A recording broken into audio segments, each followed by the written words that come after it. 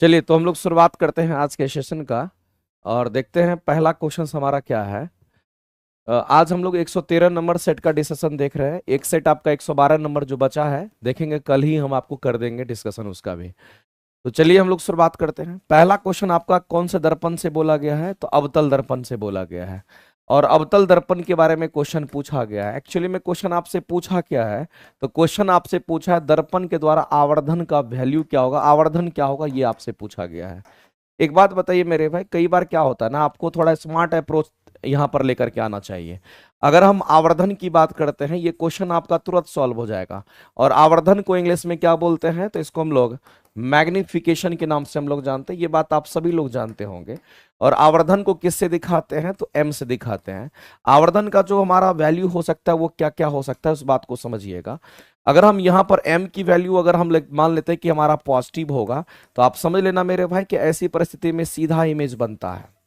और सीधा प्रतिबिंब कैसा होगा, तो कहेंगे ये हमारा काल्पनिक होता है। ये बात भी आपको थोड़ा सा ध्यान रखना है। दूसरी बात है, m की वैल्यू अगर मान लेते हैं, इसका मान अगर नेगेटिव मान अगर निकल करके आता है, तो याद रखना ये हमारा उल्टा प्रतिबिंब बनता है। और उल्टा कैसा होगा, तो हम लोग यहाँ पर वास्तविक के बारे में हम लोग सोचेंगे, ये वास्तविक प्रतिबिंब बनता है। इतना बात कम से कम आपको आना चाहिए पहले से। दूसरी बात है कि आवर्धन का फॉर्मूला पता होना चाहिए। आवर्धन का जो फॉर्मूला हमारा होता है वो कितना होता है, तो m equal to minus v upon में u होता है। और हाइट ऑफ इमेज अपॉन में हाइट ऑफ क्या होगा, तो ऑब्जेक्ट होता है। हाइट के सेंस में ये होगा और हमारा दूरी के सेंस में ये होता है। तो आपको आवर्धन का फॉर्मूला भी पता होना चाहिए। इस तरीके से इतना बात तो आपको पहले से पता होना चाहिए। दूसरी बात, आपको ये भी कंसेप्ट पता होना चाहिए, आवर्धन की वैल्यू अगर कैलकुलेट करेंगे फॉर्मूला में, अगर पॉजिटिव मान आता है, अगर पॉजिटिव में मान आता है तो मतलब सीधा होगा और काल्पनिक होगा। अगर वही मान नेगेटिव में आता है तो उल्टा होगा और वास्तविक होगा। अब देखिए क्वेश्चन में आपको एक डेटा दे रखा है और उस डेटा के हिसाब से हम लोग चलेंगे। वास्तविक और प्रतिबिंब कह रहा है क्वेश्चन में। और जब क्वेश्चन हमारा वास्तविक प्रतिबिंब की तरफ जा रहा है, तो हम लोग कहेंगे वास्तविक प्रतिबिंब कैसा होगा, तो उल्टा होता है। वास्तविक प्रतिबिंब कैसा होगा, तो उल्टा होगा। इसका मतलब ये श्योर हो गए कि आवर्धन की वैल्यू जो होगी नेगेटिव में आंसर आना चाहिए, नेगेटिव में आना चाहिए था। तो यहां तो सभी के सभी मान नेगेटिव है, ये भी नेगेटिव, ये भी नेगेटिव, ये भी नेगेटिव। अब क्या होगा, तो यहां से आपको थोड़ा सा दिमाग लगाना है, आप पुट करेंगे वैल्यू को। और क्वेश्चन में कहता है कि जब किसी वस्तु को अवतल दर्पण के सामने 20 सेंटीमीटर की दूरी पर रखते हैं, तो मेरे भाई ये लाइन आपको बोला है, तो दर्पण के वक्रता केंद्र पर ही इमेज बनता है। तो एक बात याद रखिएगा, जब अवतल दर्पण की बात आती है, हम किस दर्पण, क्वेश्चन में बताने के लिए इतना बता रहे हैं, नहीं तो हम सॉल्व करने के लिए तब तक में सॉल्व कर दिए रहते। अवतल दर्पण में ऐसा हमारा अवतल दर्पण होता है, एक साइड पेंटिंग होता है। पेंटिंग जब भी करेंगे तो राइट साइड पेंटिंग होगा, बीचों बीच जो लाइन पास करता है उसको हम लोग प्रधान अक्ष कहते हैं। प्रधान अक्ष हमेशा इस दर्पण पर 90 डिग्री पर होता है, ये बात भी याद रखना। इसीलिए प्रधान अक्ष को हम लोग काल्पनिक रेखा के रूप में जानते हैं, प्रधान अक्ष को ही अभिलंब कहते हैं। क्योंकि यहां पर अगर कट कर रहा है तो हम लोग कहेंगे यहां पर हमारा पोल होगा और यहां पर कहीं ना कहीं इसका सेंटर होगा। और सेंटर और पोल के बीच में क्या होता है, मुख्य फोकस होता है और इधर इन्फिनिटी होगा। मेरे भाई इस बात को ध्यान रखना कि अवतल दर्पण छोटा बड़ा समान आकार का तीनों प्रतिबिंब बनाता है। तो कौन सा ऐसा जगह है जहां समान आकार का इमेज बनता है, अगर वस्तु को आप अब वक्रता केंद्र पर रखोगे तो प्रतिबिंब भी वक्रता केंद्र पर ही बनता है। और दोनों का जो हाइट होगा वो समान होगा, ये दोनों हाइट समान होता है। और आपसे ये बोला गया है कि दर्पण के वक्रता केंद्र पर इमेज बनता है, इसका मतलब यहां पर बन रहा है। तो हाइट ऑफ इमेज और हाइट ऑफ ऑब्जेक्ट हमारा आपस में क्या है, बराबर हो जाएगा। यानी कहने का मतलब यह है मेरे भाई कि अगर वस्तु की दूरी, अगर वस्तु को यहां रखेंगे तो प्रतिबिंब भी इतनी ही दूरी पर बनेगा। आप आवर्धन का फॉर्मूला यूज करेंगे माइनस भी अपॉन में यू वाला। अब माइनस तो फॉर्मूला का है और चूंकि प्रतिबिंब हमारा उधर ही बन रहा है तो हम कहेंगे वास्तविक बन रहा है। वास्तविक बन रहा है तो कितने दूरी पर, कह रहा है कि वक्रता केंद्र पर प्रतिबिंब बन रहा है। इसका मतलब वस्तु की दूरी अगर 20 सेंटीमीटर है तो हमारा प्रतिबिंब का दूरी भी 20 सेंटीमीटर है। इसका मतलब ये हमारा उधर बन रहा है तो माइनस 20 लेंगे और वस्तु की दूरी कितना, तो कहेंगे माइनस 20 हो जाएगा। तो यहां से मेरे भाई क्या हो जाएगा, तो कहेंगे हमारा ये -1 निकल करके आ जाएगा। और अगर आपके सामने में आवर्धन की वैल्यू -1 आती है तो इसका मतलब क्या होता है, इस बात को समझिएगा। आवर्धन की वैल्यू अगर -1 आई निकल करके, इसका मतलब ये नेगेटिव साइन जो बताता है ये हमारा उल्टा को बताता है, इस बात को ध्यान रखना। और यहां जो 1 आपको देख रखा है ये किसको बताता है, तो समान आकार का इमेज बनाता है। ये समान आकार का इमेज बनाता है, और यही वो जगह है जहां पर वस्तु को रखेंगे तो प्रतिबिंब भी उतने ही आकार का बनेगा, समान आकार का बनेगा। इसका मतलब उल्टा समान आकार का और उल्टा प्रतिबिंब कैसा होता है, तो उल्टा जो होगा वो हमारा कैसा होगा, तो कहेंगे वास्तविक इमेज बनता है। तो बताइए मेरे भाई, इस क्वेश्चन की अगर आंसर करना होगा तो आवर्धन की वैल्यू क्या करोगे, तो ऑप्शन नंबर बी आप टिक आउट करोगे। ऑप्शन नंबर बी जो है आपका किसी भी सूरत में राइट आंसर हो जाएगा। और जो लोग मेरी थ्योरी की क्लासेस पढ़ रहे होंगे उनको शायद ये चीज समझ में आ गया होगा, नहीं, इसलिए आप इस बात को ध्यान रखना। क्वेश्चन बनाने का मेरा मेन मकसद यही होता है कि आप किसी भी तरीके से उस क्वेश्चन को समझ लीजिए। अगला क्वेश्चन कहता है कि गति के दूसरे नियम की बात करते हैं, और हम लोग जानते हैं न्यूटन गति का तीसरा नियम भी होता है, पहला नियम भी होता है। दूसरे नियम के अनुसार बोला गया है कि संवेग में परिवर्तन की दर जो है समानुपाती होती है। किसकी समानुपाती होता है, ऐसा क्वेश्चन कई बार एग्जाम में आते रहता है। तो आपको एक बात ध्यान रखना है, जब कभी भी गति के दूसरे संवेग में परिवर्तन की बात करता है और दूसरे नियम की बात करता है, तो न्यूटन गति के नियम आपको पता होंगे, न्यूटन्स लॉ ऑफ मोशन आपको पता होगा। तो मेरे भाई इस बात को ध्यान रखना, अगर न्यूटन गति के पहले नियम की बात करते हैं, न्यूटन्स अगर हम फर्स्ट लॉ की अगर बात करते हैं, तो न्यूटन फर्स्ट लॉ की अगर हम बात करते हैं, न्यूटन गति का जो पहला नियम है, ये इससे बल की परिभाषा के बारे में पता चलता है। इससे किसके बारे में पता चलता है, तो बल की परिभाषा के बारे में पता चलता है। और साथ ही साथ मेरे भाई आप ये भी कह सकते हैं, बल की परिभाषा के साथ साथ यहां से जड़त्व का कंसेप्ट भी मिलता है, यहां से जड़त्व का कंसेप्ट भी मिलता है। ये दो बात आपको एग्जाम में क्वेश्चन पूछता है। इसी तरीके से न्यूटन अगर सेकंड लॉ की अगर हम बात करते हैं, जिसके बारे में क्वेश्चन आपसे पूछा है, तो अगर न्यूटन सेकंड लॉ की अगर हम बात करेंगे तो मेरे भाई आप क्या कहोगे, न्यूटन गति का जो दूसरा नियम हमारा होता है, यह कहता है कि इससे बल के इक्वेशंस के बारे में पता चलता है, बल के समीकरण के बारे में पता चलता है, इससे बल के समीकरण के बारे में पता चलता है। इस बात को ध्यान रखना। और बल का समीकरण हमारा क्या होता है, F बराबर ma होता है। तो ये F बराबर ma कहां से आया था, इनका स्टेटमेंट होता है कि संवेग में परिवर्तन की जो दर होती है ना, वो हमारा किसके बराबर होगा, तो संवेग में परिवर्तन ही सिर्फ नहीं, संवेग में परिवर्तन की दर, संवेग में परिवर्तन की दर जो होती है ये किसके बराबर होता है, बल के बराबर होता है। और ऐसी परिस्थिति में आप क्या कहते हैं, ऐसे परिस्थिति में आप कहते हैं संवेग में परिवर्तन मतलब डीपी, और दर मतलब समय से आप डिवाइड कर रहे हैं, तो यहां डीपी अपॉन में dt जो कि हमारा f के बराबर होता है। और जब इसी को तोड़ते हैं तो फाइनली यहीं से हमारा f बराबर ma निकल करके आता है। तो न्यूटन गति के दूसरे नियम से बल का समीकरण के बारे में पता चलता है। और बल का समीकरण के बारे में कैसे पता चलता है, तो संवेग में परिवर्तन की दर बल के बराबर होता है। तो आपसे क्वेश्चन में बोला है संवेग में परिवर्तन नहीं पूछा, आपसे संवेग में परिवर्तन की दर भी लगा हुआ है। इसका मतलब क्या हो गया, तो कहेंगे संवेग में परिवर्तन को डीपी लिखते हैं, चूंकि पी संवेग है तो संवेग में परिवर्तन को डीपी, और दर बोल दिया मतलब समय से डिवाइड करेंगे, ये किसके तो बराबर होगा, तो बल के समानुपाती होगा। यानी मेरे भाई इस क्वेश्चन के अगर आंसर करने के लिए जाओगे तो ऑप्शन नंबर आपका राइट हो जाएगा, इसमें कोई शक नहीं है। और न्यूटन थर्ड लॉ तो आप जानते ही हैं, एक्शन रिएक्शन सबको पता ही होगा। इसमें एक और क्वेश्चन मेरे भाई पूछता है, उसको आप ध्यान रखना। अगर आपसे सिर्फ सिंपल पूछता संवेग में परिवर्तन जो होता है वो किसके बराबर होता है, तो संवेग में परिवर्तन जो हमारा होता है ये किसके, तो आवेग के बराबर होता है। संवेग में परिवर्तन आवेग के बराबर, यानी कि जो डीपी होता है हमारा इंपल्स के बराबर होता है। तो जो इंपल्स होता है हमारा संवेग में परिवर्तन को हम लोग क्या कहते हैं, इंपल्स कहते हैं। लेकिन क्वेश्चन में आपसे क्या पूछा था, संवेग में परिवर्तन सिर्फ नहीं पूछा था, संवेग में परिवर्तन की दर लगा दिया था। और जब कभी भी संवेग में परिवर्तन की दर लगा देगा तो याद रखना ये बल के बराबर होता है, उसी को बल कहते हैं। तो ये चीज आपको थोड़ा सा ध्यान रखना पड़ेगा, दर बोलेगा तो बल कहेंगे, और संवेग में परिवर्तन सिर्फ बोलेगा तो उसको आवेग कहेंगे। आगे चलते हैं। साबुन के पतले झाग चमकदार होते हैं, जैसे कि आप देखते होंगे बचपन में आप साबुन का जो झाग होता है, जो कपड़ा उपड़ा धुलाई करते होंगे रिन वगैरह साबुन से, देखते होंगे गुब्बारा जैसा वहां पर क्या निकलता, बबल्स निकलता, और वो चमकीला होता है। जैसे ही प्रकाश उस पर पड़ती है, सूरज की प्रकाश पड़ती है तो वो चमकीला दिखाई देता है। तो ये प्रकाश के व्यतिकरण के कारण ऐसा होता है, इंटरफेरेंस के फेनोमेना के कारण ऐसा होता है। तो मेरे भाई इस बात को ध्यान रखना, साबुन के पतले झाग कैसे दिखते हैं, तो साबुन के जो पतले झाग होते हैं वो चमकदार दिखते हैं। और चमकदार रंगों का बनना किस परिघटना का एग्जांपल्स है, तो इसको हम लोग कहते हैं हमारा क्या है, तो ये इसमें प्रकाश का व्यतिकरण होता है। इस बात को आप ध्यान रखेंगे। इस जगह पर क्या हो रहा है तो हम लोग सीधा कहेंगे यहां पर प्रकाश का क्या होगा, तो प्रकाश का व्यतीकरण होता है, ये बात आपको ध्यान रखना है। यहां पर प्रकाश का व्यतीकरण होता है, ये बात आपको थोड़ा सा ध्यान रखना है। और प्रकाश का जो व्यतीकरण होता है मेरे भाई, ये दो तरह का होता है। एक को हम लोग क्या बोलते हैं, संपोषी व्यतीकरण, एक बात आप जान लीजिए, एक को हम लोग क्या बोलते हैं, संपोषी व्यतीकरण बोलेंगे, और दूसरे को हम लोग क्या बोलते हैं, तो दूसरे को हम लोग विनाशी व्यतीकरण के नाम से जानते हैं। एक तो संपोषी व्यतीकरण, दूसरे को हम लोग विनाशी व्यतीकरण कहते हैं।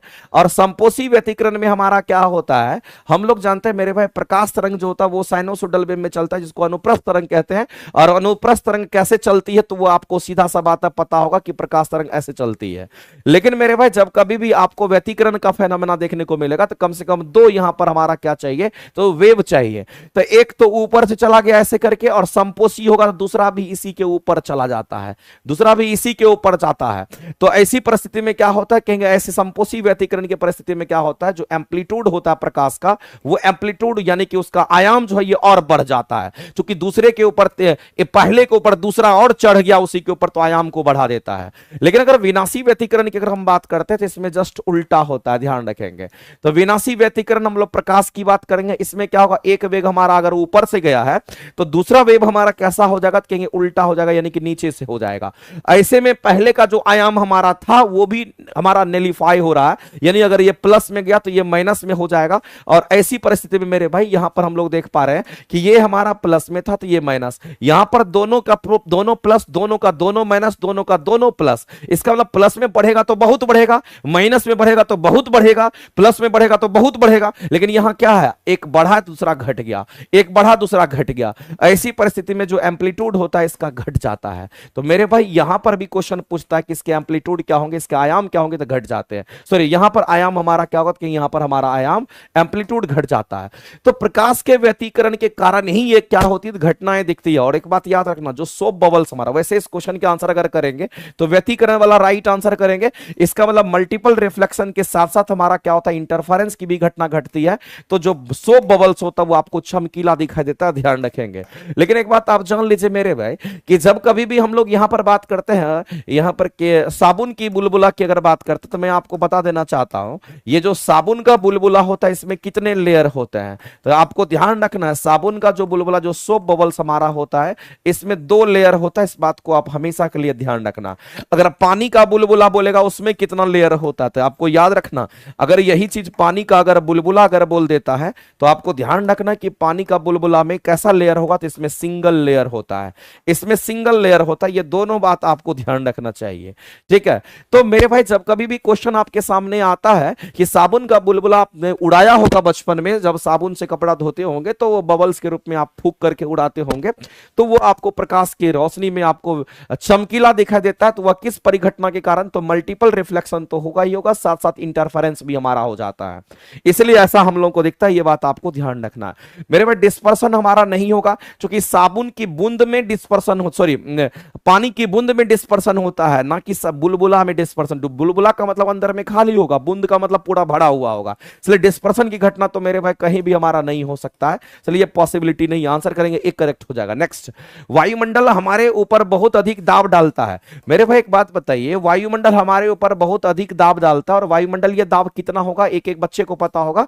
और वायुमंडल ये दाब को अगर मापना होगा तो कैसे मापेंगे, ये सारी बात आपको कम से कम पता होना चाहिए। लेकिन यहां पर बोला है कि चलो वायुमंडलीय दाब हमारा बहुत अधिक दाब डालता है, फिर भी यहां पर क्वेश्चन में पूछा गया है, फिर भी हम यहां पर इसका अनुभव नहीं करते हैं कि हमारे शरीर के ऊपर कोई दाब डाल रहा है। एक बात बताइए मेरे भाई, अगर मान लेते हैं हम आपसे जानना चाहते हैं वायुमंडलीय दाब के एक बारे में, एक एक बच्चे को पता होगा, नहीं पता होने का कोई रीजन ही नहीं है। अगर हम वायुमंडलीय दाब की बात करते हैं, इसको हम लोग एटमॉस्फेरिक प्रेशर के नाम से जानते हैं। एटीएम का मतलब एटमॉस्फेयर, पी का मतलब प्रेशर। और वायुमंडलीय दाब जब कभी भी कैलकुलेट करते हैं, या फिर हम लोग जब कभी भी मेजरमेंट करते हैं, तो याद रखना मेरे भाई, इसके लिए हम लोग बैरोमीटर का इस्तेमाल करते हैं। ये कौन रीडिंग देता है? तो बैरोमीटर हमारा जो डिवाइस है यही वो रीडिंग देता है। दूसरी बात, वायुमंडलीय दाब हमारा एक्चुअली में होता कितना है?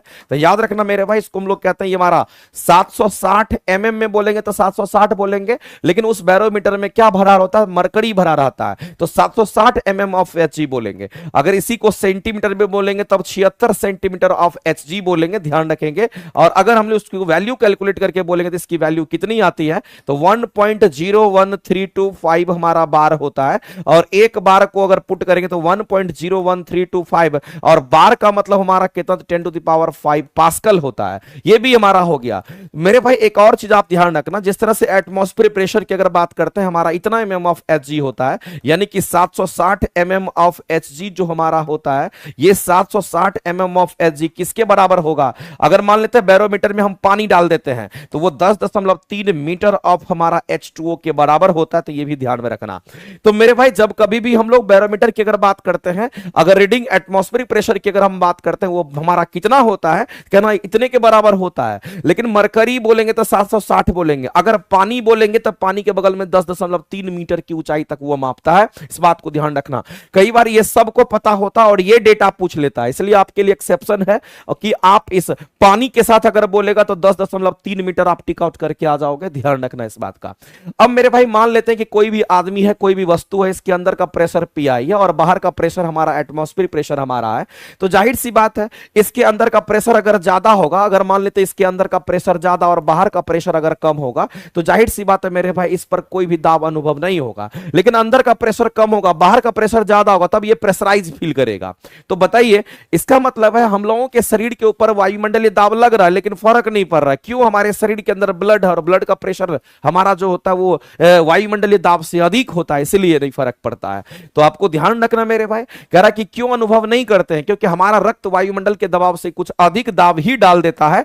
अंदर का प्रेशर, हमारे शरीर के अंदर का जो प्रेशर होता है वो कहीं ना कहीं वायुमंडलीय दाब के प्रेशर से अधिक हो जाता है, जिसकी वजह से हम लोगों को कोई फर्क नहीं पड़ता कि हमारे शरीर के ऊपर वायुमंडल भी दाब लगा रही है। लेकिन साइंटिस्ट तो सब कुछ कैलकुलेट करके आपके सामने में रख दिया है कि कितना हो सकता है, इस बात को ध्यान रखना। लेकिन अगर पानी के साथ बोलेंगे तो 10.3 मीटर बोलेंगे, अगर मरकरी के साथ बोलेंगे तो 760 mm ऑफ Hg बोलेंगे, अगर हम लोग यहां पर मरकरी के साथ बोलेंगे तो 76 सेंटीमीटर ऑफ Hg बोलेंगे, और अगर हम लोग डेटा बोलेंगे तो 1.01325 बार बोलेंगे। इस बात को ध्यान रखना। और बैरोमीटर जो डिवाइस हमारा होता है, इसकी अगर हम बात करते हैं तो ये क्या करता है? तो वायुमंडलीय दाब को मापता है। इस बात को मेरे भाई पूरी तरीके से आपको ध्यान रखना चाहिए, क्योंकि क्वेश्चंस जो है आपका किसी भी सूरत में आपके एग्जाम में आते रहता है और आपको किसी भी सूरत में पूरी तरीके से तैयार रहना पड़ेगा। चलिए आगे चलते हैं। अगला क्वेश्चन है कि टेलीविजन दर्शक जो है ये डिश एंटीना, पहले के जमाने में मेरे भाई टेलीविजन अगर आप देखते थे उसके लिए डिश एंटीना आप प्रयुक्त करते थे, और उस समय कह रहा है कि जब डिश एंटीना प्रयुक्त होता था और वर्षा का दिन होता था, तो देखिएगा बारिश के दिन में डिश एंटीना काम नहीं करता था। ऐसा क्यों, क्या रीजन है कि डिश एंटीना प्रॉपर काम नहीं करता था? बरसात में उपग्रह सिग्नल, हमारा जो सैटेलाइट सिग्नल की अगर हम बात करते हैं वो हमारा प्राप्त नहीं करते हैं।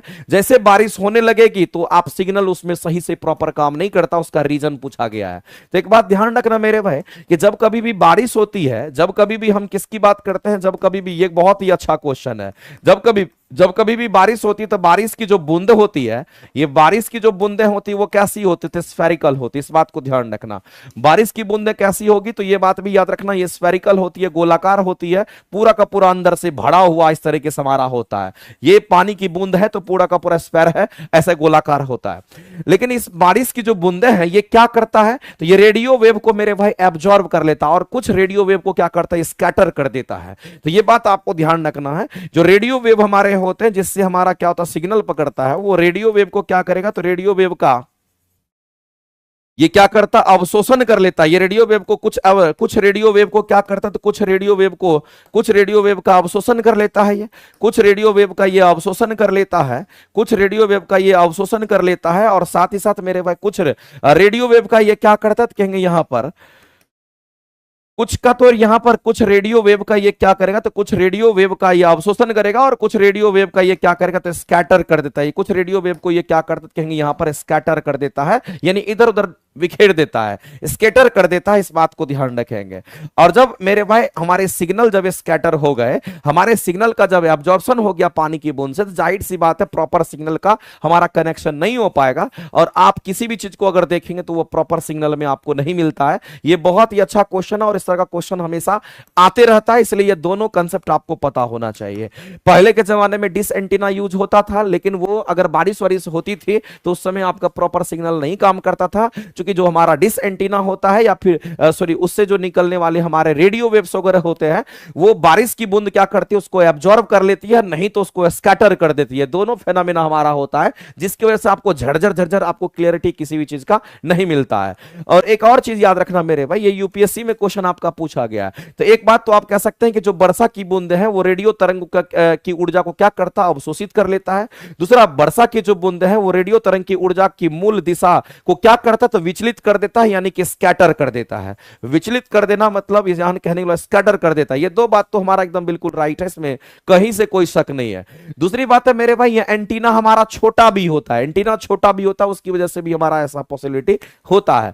तो आपको ध्यान रखना, ये तीनों के तीनों रीजन हमारे हो सकते हैं, ये भी हो सकता है, ये भी हो सकता है और ये भी हो सकता है। लेकिन मुख्य रूप से अगर देखिएगा तो ये हमारा दोनों बहुत ही परफेक्ट है। तो वैसे आपको तीनों पॉइंट ध्यान रखने हैं। तो 1 2 3 हमारा तीनों हो जाएगा, लेकिन ऑप्शन में कहीं भी 1 2 3 आपका नहीं दे रखा है तो उपयुक्त में से एक से अधिक लगाइएगा, लेकिन ये कंसेप्ट भी आपके काम का है। आगे चलते हैं। अगला है चमगादड़ की बात कही गई है मेरे भाई। चमगादड़ जो है अंधेरी रातों में भी उड़ता है और आप भोजन करता है, शिकार करता है। तो ये चमगादड़ उड़ता भी है और शिकार भी कर सकता है, क्योंकि चमगादड़ अल्ट्रासोनिक वेव यहां से इमिट करता है। तो आपको ध्यान रखना, जब हम चमगादड़ की बात करते हैं, यहां किसकी बात हो रही है, तो मेरे भाई यहां चमगादड़ की हम बात कर रहे हैं। और आपको पता होगा ये जो चमगादड़ होता है, जिसको हम लोग बैट्स कहते हैं, ये चमगादड़ जो हमारा बैट्स होता है, बहुत ज्यादा एनर्जी वाला या फिर बहुत ज्यादा आवृत्ति वाला जो ध्वनि हम रेडियो बहुत ज्यादा आवृत्ति वाला जो आप यहां पर ये कह सकते हैं मेरे भाई, ये चमगादड़ जो होता है ये उच्च आवृत्ति वाली ध्वनि को उत्सर्जित करती है। इस बात को आप ध्यान रखना। ये किसको उत्सर्जित करती है, उच्च आवृत्ति वाले, ये बहुत उच्च आवृत्ति वाले, इस बात को ध्यान रखना, बहुत उच्च आवृत्ति वाले, बहुत उच्च आवृत्ति वाली ध्वनि ये ध्वनि को उत्सर्जित करती है। ये उत्सर्जित करती है, ये बात आपको ध्यान रखना है। और बहुत उच्च आवृत्ति वाली जो हमारा यहां पर ध्वनि है वो कौन सा हो सकता है, तो उसी को हम लोग अल्ट्रासोनिक वेव कहते हैं।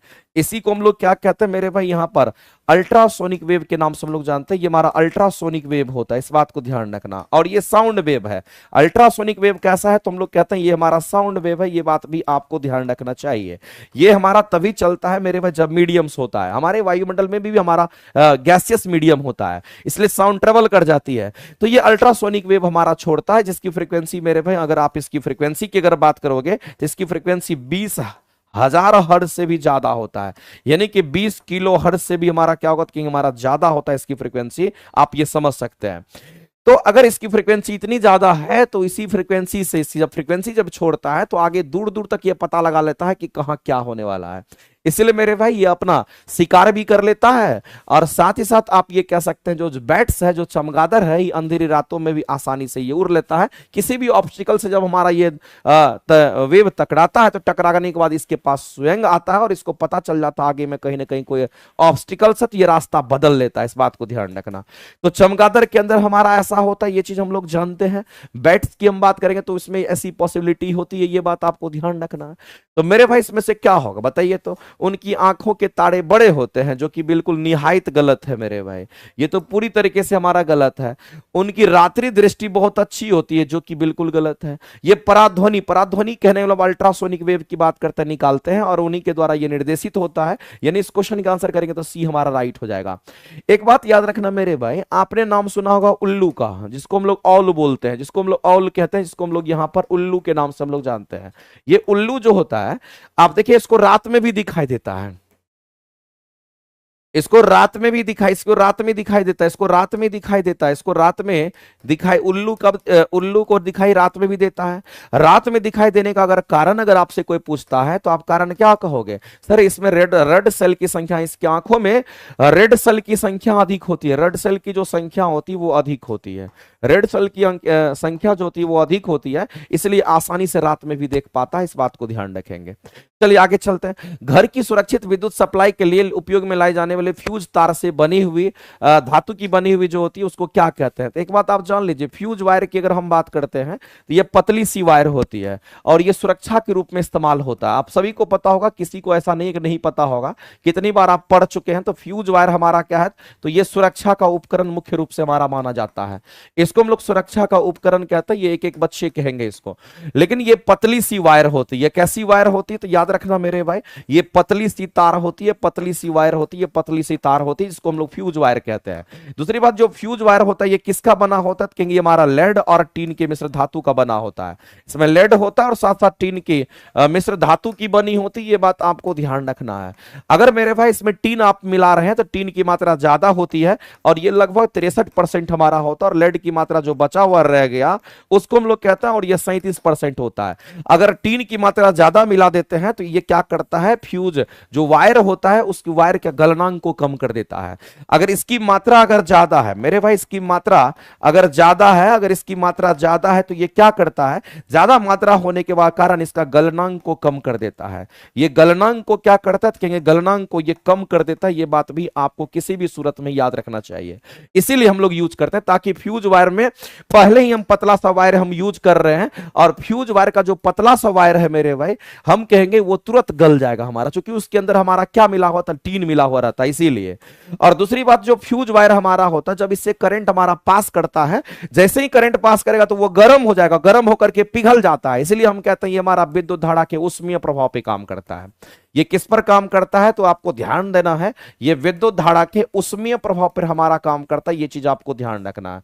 ये विद्युत धारा के उष्मीय प्रभाव पे काम करता है, ये बात आपको ध्यान रखना है। अब मेरे भाई इस बात को ध्यान रखना, कितने बच्चे को ये लगता है कि सर ये पतली सी वायर होती है, ये पतली सी तार की बनी होती है, और पतली सी जो तार होती है वो मिश्र धातु होती है।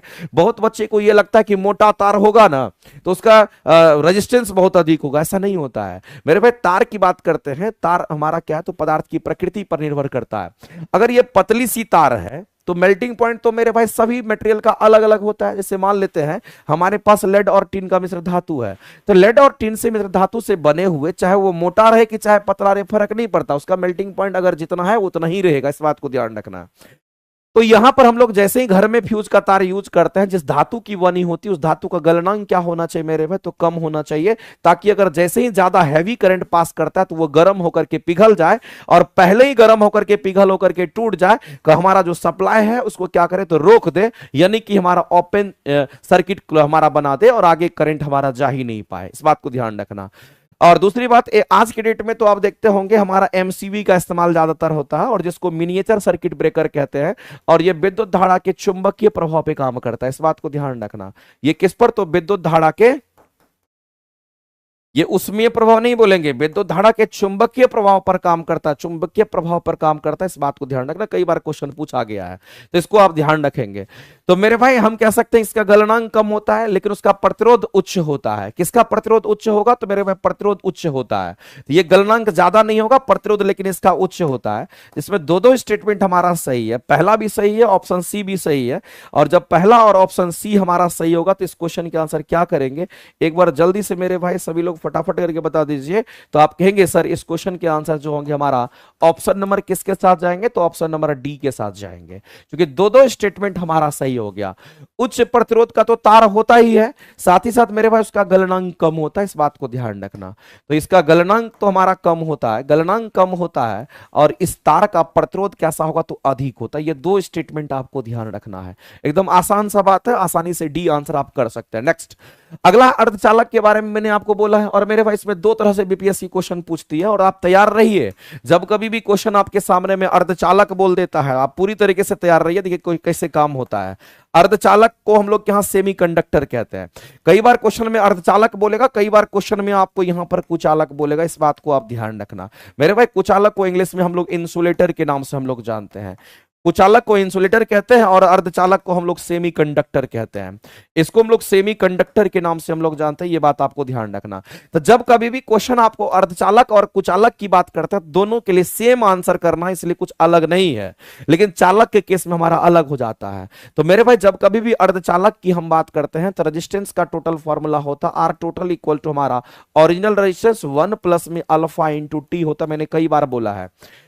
तो जो रेजिस्टेंस का फॉर्मूला होगा वही रेसिस्टिविटी का फॉर्मूला होता होगा, दोनों के केस में हमारा सेम होगा, लेकिन यहां पर प्लस अल्फा नहीं लेंगे क्योंकि अर्धचालक और कुचालक के लिए हमारा माइनस अल्फा होता है, नेगेटिव में हमारा थर्मल एक्सपेंशन होता है। मेरे भाई कई बार यह भी पूछा जाता है कि बताइए इसके लिए प्रसार गुणांक की वैल्यू क्या होती है, तो इन दोनों के लिए प्रसार गुणांक की जो वैल्यू होती है वो नेगेटिव में होता है। इसके लिए प्रसार गुणांक की जो वैल्यू होता है जिसको आप अल्फा कहते हैं वो आपका नेगेटिव में होता है, ये चीज आपको ध्यान रखना है। इसीलिए हम लोग यहां पर माइनस अल्फा की साइन हम लोगों ने चूज किया है, ये नेगेटिव होता है, इस बात को ध्यान रखना। अब आप क्वेश्चन पर आते हैं तो वो क्वेश्चन कैसे बनता है। मान लेते हैं कि तापमान को बढ़ाने, चूंकि गर्म करने की बात कर रहा है यहां पर, गर्म करने की बात कर रहा है तो पूछ रहा है कि प्रतिरोध पर क्या होगा। तो मेरे अर्धचालक का प्रतिरोध के बारे में पूछ रहा है कि गर्म करने पर क्या होगा। जैसे ही आप गर्म करोगे मेरे भाई तो नेगेटिव चीज बढ़ेगा, और किसी भी चीज में नेगेटिव चीज बढ़ता है तो उसका मान घट जाता है, इसका मतलब रेजिस्टेंस उसका घट जाएगा। तो गर्म करने पर मेरे भाई चालक सॉरी कुचालक बोले या अर्धचालक बोले, दोनों केस में तापमान अगर बढ़ेगा तो टोटल मान घट जाएगा। और इस परिस्थिति में इस क्वेश्चन का अगर आंसर करोगे तो आप आंसर नंबर बी करोगे करेक्ट। लेकिन यहीं पर क्वेश्चन अगर आपसे चालक की अगर पूछ देता है, जिसको हम लोग कंडक्टर कहते हैं, याद रखना चालक या नहीं बोले तो कंडक्टर हम लोग कहेंगे। और कंडक्टर की अगर हम बात करते हैं इसके लिए जो फॉर्मूला होगा या फिर इसके लिए जो प्रसार गुणांक की वैल्यू होती है वो भी याद रखिएगा। इसका अगर प्रसार गुणांक की अगर हम बात करते हैं, इसका प्रसार गुणांक जिसको अल्फा से हम दिखाते हैं, ये मान ऑलवेज पॉजिटिव होता है, ध्यान रखेंगे। और यहां पर टोटल रेजिस्टेंस की जो वैल्यू होगी वो आर नॉट 1 प्लस में हमारा क्या होगा, तो अल्फा इंटू टी हमारा हो जाता है। तो मेरे भाई यहां पर प्लस क्यों आया समझ में आ रहा है, यहां पर प्लस होता है। इसके लिए माइनस क्यों आ रहा है, तो क्योंकि यहां माइनस इसलिए आ रहा है क्योंकि इसकी वैल्यू वहां नेगेटिव होती है। कई बार वो भी क्वेश्चन आपका पूछता है, तो तैयार तो आपको पूरी तरीके से रहना। आप कह रहे हैं मान लेते चालक के तापमान को बढ़ाएंगे तो किसी भी चीज में अगर मेरे भाई प्लस के साथ अगर वो जुड़ रहा वो बढ़ रहा है तो टोटल मान तो ऑलवेज बढ़ जाएगा। चलिए चालक के केस में तापमान के बढ़ने से हम कहेंगे उसका टोटल प्रतिरोध बढ़ता है, और अर्धचालक और कुचालक के केस में हमारा क्या होता है, घटता है। याद रहेगा कि नहीं रहेगा मेरे भाई ये बता दो। और इस तरह के क्वेश्चन अगर कई बार दे दिया तो कंफ्यूजन नहीं होना चाहिए, आप पूरी तरीके से अपने आप को प्रिपेयर कर सकते हो। अगला एक चीज और आप ध्यान में रखेंगे मेरे भाई, मैं आपसे कहना चाहता हूं कि क्वेश्चन चलो ठीक है बनाते हैं, लेकिन हम आपसे कहना चाहते हैं कि चूंकि समय बहुत कम रहता है, हम आपसे कहना चाहते हैं कि आप लोग का थ्योरी अगर बढ़िया नहीं है, अभी भी अगस्त में जैसे कि एग्जाम के बारे में बोला जा रहा है कि टीआरई 4 का एग्जाम आपका 10 अगस्त से पहले करा लिया जाएगा। अगर ऐसा इंफॉर्मेशन मिल रहा है तो अभी भी आपके पास 2.5 से 3 महीने का समय है, और इस 2.5 से 3 महीने के समय में आपको आपकी थ्योरी अगर वीक है तो आप वही चैप्टर पढ़िए जो चैप्टर इजी है, और सॉरी जो चैप्टर से क्वेश्चन ज्यादातर आता है। और आपका कोशिश वही रहना चाहिए कि अगर पहले का भी कुछ वीडियो मिल जाए तो जल्दी जल्दी कवर करके थ्योरी को खत्म कर दें। तो मेरे भाई मेरा पहला भी बैच चल रहा है, पहले से इंजेक्शन बैच मिल जाएगा, और उससे पहले अखंड ज्योति बैच चलता आ रहा है, तो उसमें आपको बहुत सारी क्लासेस थ्योरी केमिस्ट्री फिजिक्स वगैरह का पढ़ाया हुआ है। और अभी रिसेंट में जो क्लासेस चल रहा है आपका आरंभ बैच चल रहा है। थ्योरी के लिए अगर किसी को क्लासेस करनी होगी तो इंजेक्शन बैच की भी क्लासेस है, आरंभ बैच की भी क्लासेस है, और साथ साथ मेरे भाई आपको ध्यान रखना अखंड ज्योति बैच की भी क्लासेस है।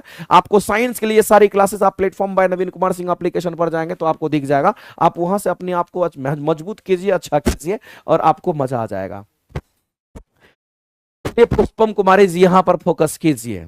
पहले एस्टेट होगा, पहले एस्टेट देखो बोला तो क्या है कि एस्टेट होगा, लेकिन अब एस्टेट और उसका क्या होता है वो तो आने वाला समय बताएगा।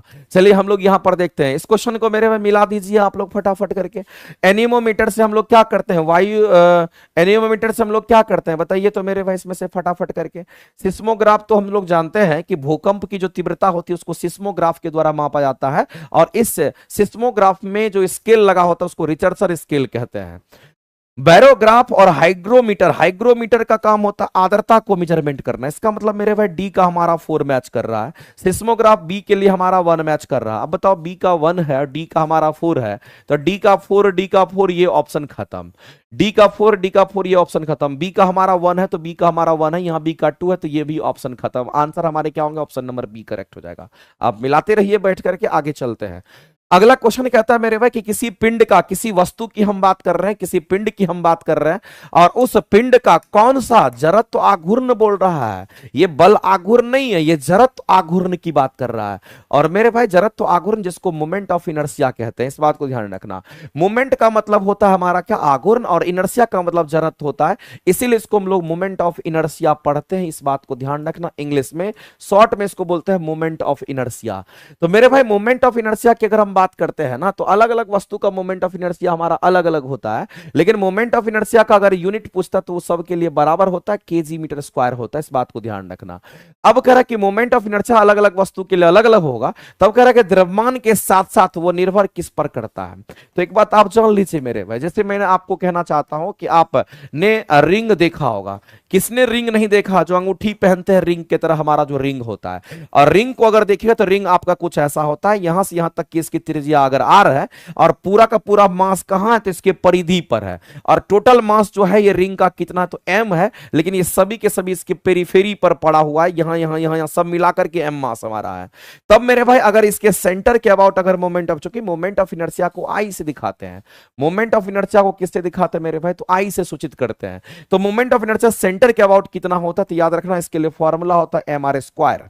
इसका मतलब इसमें दो चीज छुपा हुआ है, और किसी का भी मोमेंट ऑफ इनर्शिया आएगा ना, तो उसमें ये दोनों चीज आपका आता है मेरे भाई। जब मोमेंट ऑफ इनर्शिया में एक बात आपको पता चल गया कि हमारा द्रव्यमान पर निर्भर करता है, दूसरी बात आपको ध्यान रखना चाहिए, इसे मान लेते हैं यहां से यहां तक की दूरी पर भी निर्भर करता है, यानी कि हर एक जगह मास है मेरे भाई, हर एक जगह के लिए आर बराबर है, तभी तो एम आर स्क्वायर कह दिए हैं। तो आपको ध्यान रखना है कि एक तो हमारा मास हो गया, द्रव्यमान हो गया, एक तो द्रव्यमान हो गया, दूसरा क्या होना चाहिए, तो घूर्णन अक्ष के परितः पिंड के कोणीय वेग, कोणीय वेग का कोई फार्मूला नहीं है, क्योंकि कोणीय वेग को ओमेगा से दिखाते हैं और ओमेगा कोई फार्मूला नहीं है। घूर्णन अक्ष के परितः पिंड के कोणीय त्वरण की बात कर रहा है, और कोणीय त्वरण को अल्फा से दिखाते हैं, फार्मूला में अल्फा है नहीं तो छाड़ देंगे। घूर्णन अक्ष के परितः पिंड के द्रव्यमान के वितरण पर, वितरण का मतलब होता है डिस्ट्रीब्यूशन, और डिस्ट्रीब्यूशन का मतलब होता है मेरे भाई दूरी की हम बात करेंगे, कितनी कितनी दूरी पर हमारा है, और उसी दूरी को तो हम आर से दिखाते हैं। इसका मतलब है कि मोमेंट ऑफ इनर्शिया अगर पता करना होता है, तो मान लेते हैं यहां का मास, यहां का मास, यहां का मास, यहां का मास, अगर मान लेते हैं कि ये हमारा r1 दूरी पे है, अगर यहां से कितनी दूरी पर, तो हम कहेंगे r1 दूरी पर, यहां से कितना, तो कहेंगे हमारा r2 दूरी पर है, ये r1 हो गया, यहां से यहां कितना तो r2 हो गया, यहां से यहां कितना तो r3 हो गया, यहां से यहां कितना तो r4 हो गया, ये हमारा m1 मास, ये हमारा m2 मास, ये हमारा m3 मास, ये हमारा m4 मास, सबको जोड़ करके इस तरीके से हम लोग क्या लिखते हैं, इसके परिधि की तरह हमारा एम आर स्क्वायर हमारा इस तरह से निकल करके आ जाता है। तो मेरे भाई मैं आपसे कहना चाहता हूं मेरे भाई, इस क्वेश्चन के लिए अगर आंसर करने के लिए जाओगे, तो आपके आंसर जो होंगे ऑप्शन नंबर जो सी है ना, ये परफेक्ट आपका आंसर दे रहा है, ऑप्शन नंबर सी के साथ आप जाएंगे, और यही करेक्ट आंसर आपका होना है, यही करेक्ट आंसर, जो दिख रहा है वही करना है। तो रिंग का मोमेंट ऑफ इनर्शिया कितना होता है, ये बात आपको पता चल गया होगा। इसी तरीके से अगर हम डिस्क की बात करते हैं, तो बताइए डिस्क का मोमेंट ऑफ इनर्शिया कितना होगा, तो मेरे भाई डिस्क हमारा पूरा का पूरा डिस्क आपने देखा होगा, ये डिस्क का मोमेंट ऑफ इनर्शिया कितना होता है, ये कंप्लीट रूप से हमारा डिस्क होता है, ये बात आपको ध्यान रखना है। डिस्क की अगर हम बात कर रहे हैं ना, तो डिस्क का मतलब डिस्क होता है, ये कंप्लीट रूप से हमारा ये डिस्क बना हुआ रहता है, ये मान लेते थोड़ी देर के लिए हमारा डिस्क है, और डिस्क पूरी तरीके से हमारा भरा हुआ होता है, और इसका मोमेंट ऑफ इनर्शिया अगर आपसे पूछता है कितना होगा, तो मेरे भाई याद रखना इसके सेंटर से ये दूरी r ले रहे हैं, और इसके अबाउट मोमेंट ऑफ इनर्शिया कितना होगा, तो याद रखना ये एम आर स्क्वायर बाई 2 होता है। लेकिन मोमेंट ऑफ इनर्शिया किसी का भी फर्क नहीं पड़ता, द्रव्यमान के लिए यूनिट केजी होता है, और r दूरी है तो मीटर स्क्वायर हो जाएगा। और मेरे भाई ये कई बार पूछता है कि बताइए मोमेंट ऑफ इनर्शिया का ऐसा यूनिट क्या होगा, चाहे मोमेंट ऑफ इनर्शिया किसी का भी क्यों नहीं हो, उसका यूनिट जो होगा वो हमारा सेम होगा, केजी मीटर स्क्वायर होता है। तो ऐसे ही हमारा डिस्क के लिए, ऐसे ही हमारा स्फीयर के लिए होता है। अगर नहीं पता है तो आप जान लीजिए। अब स्फीयर में भी दो तरह का हमारा होता है, एक तो सॉलिड होता है, और एक हमारा स्फीयर कैसा होगा, तो हॉलो स्फीयर होता है। चलो लिख देते हैं थोड़ा देर के लिए, चूंकि एग्जाम में कई बार पूछ लेता है डायरेक्ट। सॉलिड स्फीयर के लिए moment of inertia 2/5 m r square होगा, याद रख लीजिएगा। हॉलो के लिए कितना होगा, तो कहेंगे 2/3 एम आर स्क्वायर हमारा होता है, इसको भी आप याद रख सकते हो। ठीक है, स्फीयर के केस में हमारा अलग होता है, जो हमारा गेंद की तरह होता है। डिस्क के लिए, रिंग के लिए हमारा अलग अलग होता है। तो ये चीज आपको थोड़ा सा ध्यान रखना। नेक्स्ट चलते हैं आगे। अगला क्वेश्चन मेरे भाई बता दीजिए, इस क्वेश्चन का आंसर क्या करेंगे। मैं चाहूंगा कि आप सभी लोग आंसर फटाफट करके करिए और इस क्वेश्चन का आंसर बताइए। बुक अगर बनाना है ना, तो कोई भी किताब यूथ वगैरह, कोई भी किताब, चाहे आप रुक्मिणी पब्लिकेशन का, चाहे यूथ का, कोई भी किताब अगर आपको मिलता है जिसमें क्वेश्चन स्टेट वेस्टेट का क्वेश्चन, या फिर आपको जिसमें टीआरई वगैरह का क्वेश्चन दे रखा है, उसको एकदम दनादन लगाते चले जाइए। ठीक है।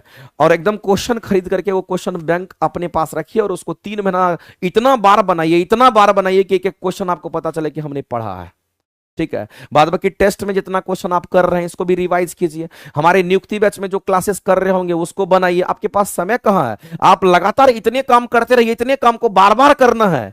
ऐसा नहीं है कि आपको तोप चीज पढ़ना अलग से कुछ ऐसा करना, ऐसा नहीं होता है। करना वही है जो आपने किया है और उसी को लगातार करना, 10 बार करना, 20 बार करना, 25 बार करना, जिससे कि आपका रिजल्ट हो पाए। इस बात को ध्यान रखिएगा, जो आपके पास ऑलरेडी है उसी पे काम करना है, अलग से नया कुछ करने की जरूरत अभी नहीं है। चलिए अगला क्वेश्चन कहता है कि दो वस्तु के द्रव्यमान क्रमशः इतने और इतने दे रखे हैं, और आगे में बोल दिया कि चलो द्रव्यमान तो इतना दे रखा है, लेकिन आगे में बोल दिया कि जो गति ऊर्जा है वो एक समान है। यानी क्या एक समान है मेरे भाई, तो गति ऊर्जा एक समान है, क्वेश्चन में आप पढ़ लीजिए। और काइनेटिक एनर्जी की बात अगर कर रहा है तो ये कंप्लीट रूप से कांस्टेंट है, एक समान का मतलब यही होता है। तब आपसे कह रहा है कि रेखीय संवेग का अनुपात क्या होगा। तो मेरे भाई हम लोग जानते हैं कि काइनेटिक एनर्जी और रेखीय संवेग में एक रिलेशन होता है, काइनेटिक एनर्जी इक्वल टू हमारा p² होता है। जहां पर मेरे भाई हम सीधा कह सकते हैं कि अगर हम लोग देखें तो यहां पर इस फॉर्मूला, ये तो फॉर्मूला होता है हमारा, और काइनेटिक एनर्जी और गति ऊर्जा और हमारा संवेग में ये संबंध होता है, उसी का ये फॉर्मूला है। Kinetic energy equal to p²/2m, और p जो होता है वो हमारा संवेग का स्क्वायर, यहां पर p² दे रखा है, m द्रव्यमान है। तो इसको तो क्वेश्चन को कांस्टेंट बोल दिया है, तो अब यहां पर वेरिएबल क्या होगा, p और m वेरिएबल होगा। तो जाहिर सी बात है क्या इसको हम लोग लिख सकते हैं ऐसा कि p² जो हमारा होगा ये डायरेक्टली प्रोपोर्शनल हमारा m का हो जाएगा, क्योंकि ये जो कांस्टेंट होगा उसको इक्वल टू में डाल देंगे तो समानुपाती आ जाएगा। क्या इसको हम लोग ऐसा लिख सकते हैं, p समानुपाती अंडर रूट में m का। अगर स्क्वायर हटाएंगे तो रूट लगाना पड़ेगा, स्क्वायर हटाएंगे तो यहां पर रूट हमारा लग जाएगा। और ऐसी परिस्थिति मेरे पास संवेग का अगर अनुपात पूछा है, इसका मतलब p1 अनुपात में p2 पूछा है, तो आपको लिखना पड़ेगा, इसको ऐसे सॉल्व कर सकते हैं, कोई दिक्कत नहीं है। तो आपको लिखना पड़ेगा यहां पर जिस अनुपात में p है उसी अनुपात में m को भी लिखना पड़ेगा, क्योंकि दोनों समानुपाती है, बशर्ते कि यहां रूट हम लोग लगा देना है। तो अगर 1:2 तो यहां पर m1 अनुपात में m2 लिख देना है। अब बताइए मेरे भाई m1 की वैल्यू कितनी दे रखी है, 4 ग्राम, चलो ग्राम में है, दोनों मान ग्राम में है तो चेंज करने की जरूरत नहीं है, 4/9। और 4/9 की वैल्यू कितनी आ जाएगी, तो 2/3 आ जाएगा। इसका मतलब है मेरे भाई जो संवेग का अनुपात, रेखीय संवेग का अनुपात को p से दिखाएंगे, और ये कितना होगा कि हमारा 2:3 के रूप में होगा। और इस क्वेश्चन के अगर आंसर करने के लिए जाओगे तो ऑप्शन नंबर आपका ए करेक्ट हो जाएगा। कब कौन फॉर्मूला लगाना है समझ में आ रहा है ना, आप लगातार तैयारी बस करते रहिए, आपके पास जो चीज है उसी को आप यूज करते रहिए, अलग से कुछ भी करने की जरूरत नहीं है किसी को भी। चलिए अगला क्वेश्चन देखते हैं। अगला क्वेश्चन मेरा कहता है कि धारावाही नालिका द्वारा, मेरे भाई नालिका परिनालिका की अगर बात करते हैं, द्वारा उत्पन्न चुंबकीय क्षेत्र की जो दिशा होती वो आपसे पूछा गया है कि उत्पन्न चुंबकीय क्षेत्र की जो दिशा होती है वो हमारी कैसी होती है, ये आपका पूछा गया है। तो धारावाही नालिका की अगर हम बात करते हैं मेरे भाई, आपको ध्यान रखना यहां पर हम लोग परिनालिका की बात कर रहे हैं, और परिनालिका मतलब सोलेनॉइड की हम बात कर रहे हैं। हम किसकी बात कर रहे हैं, तो हम यहां पर परिनालिका की बात कर रहे हैं, हमारा परिनालिका होता है। और परिनालिका को इंग्लिश में क्या कहते हैं, इसको हम लोग सोलेनॉइड के नाम से जानते हैं, ये ध्यान रखना। और जो कॉइल होता है ना उसी को परिनालिका कहते हैं, इस बात को ध्यान रखना। अब मेरे भाई इस परिनालिका की अगर बात करते हैं तो परिनालिका कैसा दिखता है, तो आपको ध्यान रखना, परिनालिका ने सभी ने लोगों ने देखा होगा, और परिनालिका हमारा कुछ इस तरीके का हमारा होता है। और इस परिनालिका के, मान लेते हैं थोड़ा देर के लिए मेरे भाई समझना, कि परिनालिका के अंदर अगर देखिएगा तो हमारा जो मैग्नेटिक फील्ड होता है वो एक दूसरे के पैरेलल होता है, यानी कि यूनिफॉर्म होता है। ये पैरेलल है, इसका मतलब हमारा मैग्नेटिक फील्ड कैसा है, तो यूनिफॉर्म है। इस बात को आप ध्यान रखेंगे, अगर ये पैरेलल है तो मैग्नेटिक फील्ड हमारा यूनिफॉर्म है। इसी के ऊपर लपेटा मार दीजिए इस तरीके से, ऐसा पता चल रहा होगा आपको ये कैसा है, तो इसी के अंदर में हमारा ये क्या, तो मैग्नेटिक फील्ड लाइंस हमारा है। तो मेरे भाई इस बात को आप ध्यान रखना, सिंपल सा फंडा हमारा है कि अगर हम सोलेनॉइड की बात करते हैं तो हमारा सोलेनॉइड ऐसा होता है, ये सोलेनॉइड ऐसा होता है। और इसके अंदर जो चुंबकीय क्षेत्र की हम बात करते हैं, इसके अंदर जो मैग्नेटिक फील्ड की हम बात करते हैं, वो कैसी होती है, तो सीधी रेखा में होती है। तो ये किसको दिखाता है, तो मैग्नेटिक फील्ड को दिखाता है। तो ये बी जो है ये हमारा क्या है, कहेंगे इसके अंदर जो बी हमारा है ये क्या है, कहेंगे इसको हम लोग यहां पर मैग्नेटिक फील्ड के नाम से जानते हैं, और ये हमारा मैग्नेटिक फील्ड हमारा होता है। तो इसके अगर हम बात करते हैं तो इसके अंदर में मैग्नेटिक फील्ड कैसा होगा, तो अंदर जो मैग्नेटिक फील्ड हमारा होगा वो कैसा होगा, तो अंदर में यूनिफॉर्म होता है।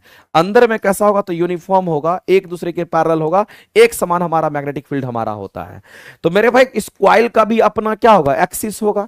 इस कॉइल का भी अपना क्या होगा, तो एक एक्सिस होगा। मान लेते कि हमारा क्या, तो एक एक्सिस होता है कॉइल का, और ये कॉइल का जो एक्सिस है वो कुछ इस तरीके से दिखेगा। तो मेरे भाई एक बात बताइए, चुंबकीय क्षेत्र की दिशा कैसी दिख रही है, इसे एक्सिस के पैरेलल सारी लाइन है कि नहीं है, तो आप सीधा कहेंगे सर एक्सिस के पैरेलल ही तो हमारा चुंबकीय बल रेखा उसके अंदर में है, तो परिनालिका अक्ष के अभिलंबवत हो जाता है। धारा की दिशा के समानांतर मेरे भाई हम लोग सीधा कहेंगे परिनालिका अक्ष के समानांतर ही हमारा मैग्नेटिक फील्ड लाइंस होगा, और सभी के सभी एक दूसरे के कैसे होंगे, तो सभी एक दूसरे के हमारे समानांतर होंगे, पैरेलल होंगे, और इस क्वेश्चन का अगर आंसर करेंगे तो ऑप्शन नंबर सी आपका राइट हो जाएगा। आगे चलते हैं, नेक्स्ट क्वेश्चन अगला दे रखा है। अगला क्वेश्चन में रेडियो एक्टिव एलिमेंट का क्वेश्चन भी पूछता है। अगर क्वेश्चन पूछेगा तो अगर रेडियो एक्टिव एलिमेंट की अगर हम बात करते हैं, अगर कोई रेडियो एक्टिव एलिमेंट हमारा है तो कैसे है, इसके बारे में डिटेल हमने पूरा थ्योरी की क्लासेस में पढ़ाया है। थ्योरी के जो क्लासेस है उसमें काफी डिटेल्स में मैंने इसको पढ़ाया, इस बात को ध्यान रखना। अगर किसी रेडियो एक्टिव एलिमेंट की हम बात करते हैं मेरे भाई, तो रेडियो एक्टिव एलिमेंट होने के लिए क्या जरूरी होता है, रेडियो एक्टिव एलिमेंट के लिए क्या जरूरी है, तो न्यूट्रॉन और प्रोटॉन का जो रेशियो होना चाहिए 1.5 से अधिक होना चाहिए। चलो कोई रेडियो एक्टिव एलिमेंट अगर हमारा होता है तो न्यूट्रॉन और प्रोटॉन का रेशियो 1.5 से क्या होना चाहिए, अधिक होना चाहिए। अगर किसी में न्यूट्रॉन और प्रोटॉन का रेशियो 1.5 से अधिक है तो समझ लेना कि वो हमारा रेडियो एक्टिव एलिमेंट होता है। और खास करके पीरियोडिक टेबल में अगर आप देखिएगा तो रेडियो एक्टिव एलिमेंट हमारा 84 से लेकर के ऊपर आप 118 तक जाएंगे तो मैक्सिमम उसमें रेडियो एक्टिव एलिमेंट ही होता है हमारा। अब इस रेडियो एक्टिव एलिमेंट पर क्वेश्चन कई बार पूछता है, और इसके लिए 3 गो फॉर्मूला मैथमेटिकल याद रखना। एक तो मेरे भाई फॉर्मूला हमारा क्या होता है कि कुल समय बराबर क्या होगा, याद रखना, कुल समय बराबर हमारा हाफ लाइफ गुना में एन करते हैं। दूसरा फॉर्मूला हमारा क्या होता है, तो हम लोग कहते हैं एन बराबर में हमारा n naught divided by 2 to the power n होता है, जहां पर एन किसको रिप्रेजेंट करता तो ये शेष को, और एन नॉट किसको रिप्रेजेंट करता तो मेरे भाई टोटल को रिप्रेजेंट करता, कुल को रिप्रेजेंट करता है। तीसरा फॉर्मूला याद रखना है कि हाफ लाइफ का तीसरा फॉर्मूला हमारा क्या होता है, ये 0.693 डिवाइडेड में हम लोग कहते हैं लैम्डा होता है, ये कांस्टेंट टर्म होता है। और इसी फॉर्मूला पे क्वेश्चन आपका बनेगा, यही 3 गो फॉर्मूला आपको आना चाहिए, क्वेश्चन तुरंत बन जाएगा, उतना दिमाग लगाने की जरूरत नहीं है। क्वेश्चन में कह रहा है कि एक रेडियो तत्व का अर्ध आयु काल कितने दिन का है, तो अर्ध आयु काल मेरे भाई 1 दिन का, यानी हाफ लाइफ आपको दे रखा है, और हाफ लाइफ जो दे रखा है वो कितने दिन का है, तो आप इसको ऐसा लिख सकते हो, सर हाफ लाइफ को कैसे लिखते हैं, तो ऐसे लिखते हैं टी हाफ, और कितने दिन का, तो 1 दिन का, इसका मतलब 1 डे की बात कह रहा है। आगे कहता है 3 दिन के बाद तत्व की शेष मात्रा रह जाएगी, यानी आपसे ये पूछ रहा है, शेष पूछ रहा है आपसे कितना होगा, तो इसको निकालने के लिए स्मॉल एन निकालना पड़ेगा। स्मॉल एन इस फॉर्मूला में है, इस फॉर्मूला को यूज करेंगे, तो हम लोग कहेंगे चलो यहां से निकालते हैं। तो हम लोगों को यहां पर कुल समय की अगर बात करेंगे तो मेरे भाई कुल समय बराबर हाफ लाइफ गुना में क्या होता है, एन होता है, और यहां से कुल समय की वैल्यू कितनी दे रखी है, तो कहेंगे 3 दिन आपका दे रखा है, हाफ लाइफ में कितना दिन, तो 1 दिन दे रखा है, यहां से एन का मान निकल करके आ जाएगा, और एन की जो वैल्यू निकल करके आई वो 3 आ गई यहां से। अब शेष वाला कंसेप्ट यूज करिए, एन बराबर एन नॉट, एन बराबर एन नॉट डिवाइडेड बाय हमारा 2 टू दी पावर एन, तो शेष तो मेरे भाई यही है, और आपको शेष ही पूछ रहा है कितना रह जाएगा, तो एन नॉट, अगर मेरे भाई इस बात को ध्यान रखना, अगर हाफ इस तरह से दे रखा है तो टोटल को 1 मान करके चलेंगे, अगर परसेंटेज में 50% 30% से दे रखा रहा तब ये उसको 100 मानते हैं, लेकिन 1/2 यानी 1 वगैरह के रूप में है तो टोटल 1 मान के चलेंगे, और 2 का पावर कितना रखेंगे, n की वैल्यू 3 रखेंगे, तो ये वैल्यू 1/8 आ जाएगा।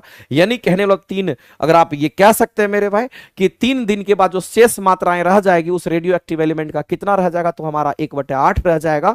और इस क्वेश्चन के अगर आंसर करेंगे तो ऑप्शन नंबर क्या करेंगे, बता दीजिए मेरे भाई, मूल मान का कितना रह जाएगा, तो इतना रह जाएगा। यानी इस क्वेश्चन के जो आंसर करेंगे ऑप्शन नंबर हमारा यहां पर सी किसी भी सूरत में राइट हो जाएगा, ये बात आपको ध्यान रखना चाहिए।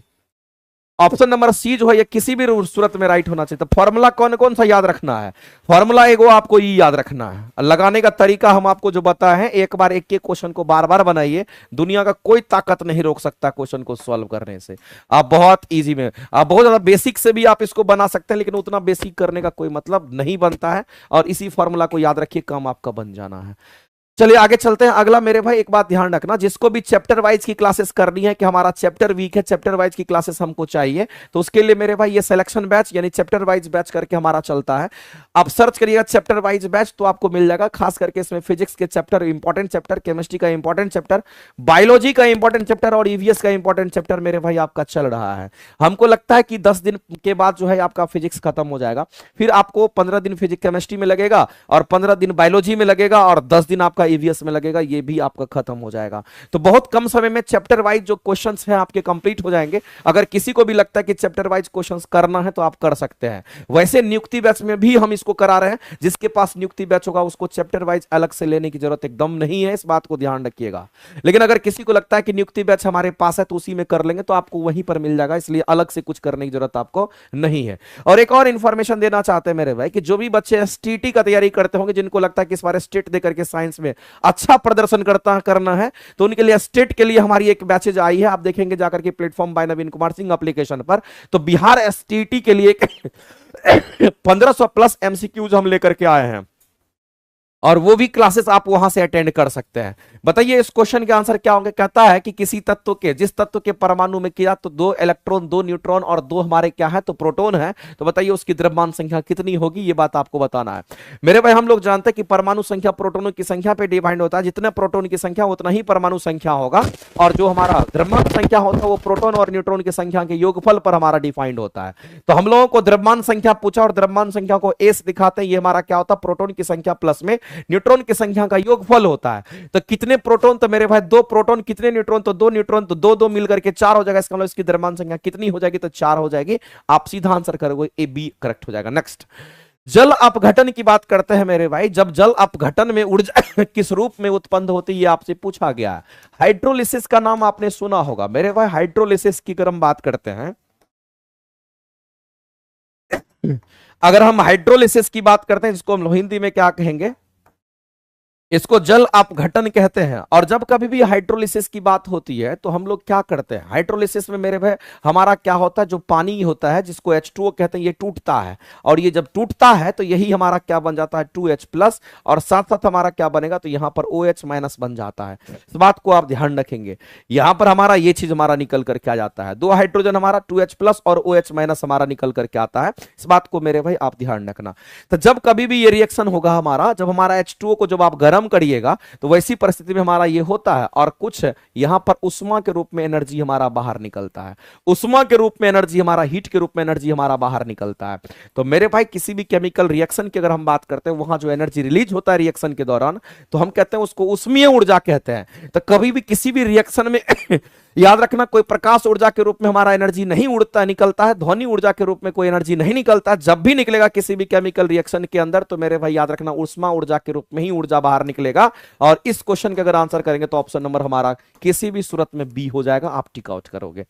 आगे चलते हैं, और रिएक्शन तक याद रखना है। कह रहा है कि कौन सा तत्व सबसे पहले कृत्रिम तरीके से हमारा उत्पादित किया गया था, तो ये तो याद रखना पड़ेगा। हमारा कौन सा होगा, टेक्नीटियम की हम बात करते हैं। ये टेक्नीशियम जो हमारा दे रखा है, इसी तत्व का खोज हमारा कैसे सबसे पहले किया गया था, और वो भी आर्टिफिशियली किया गया था।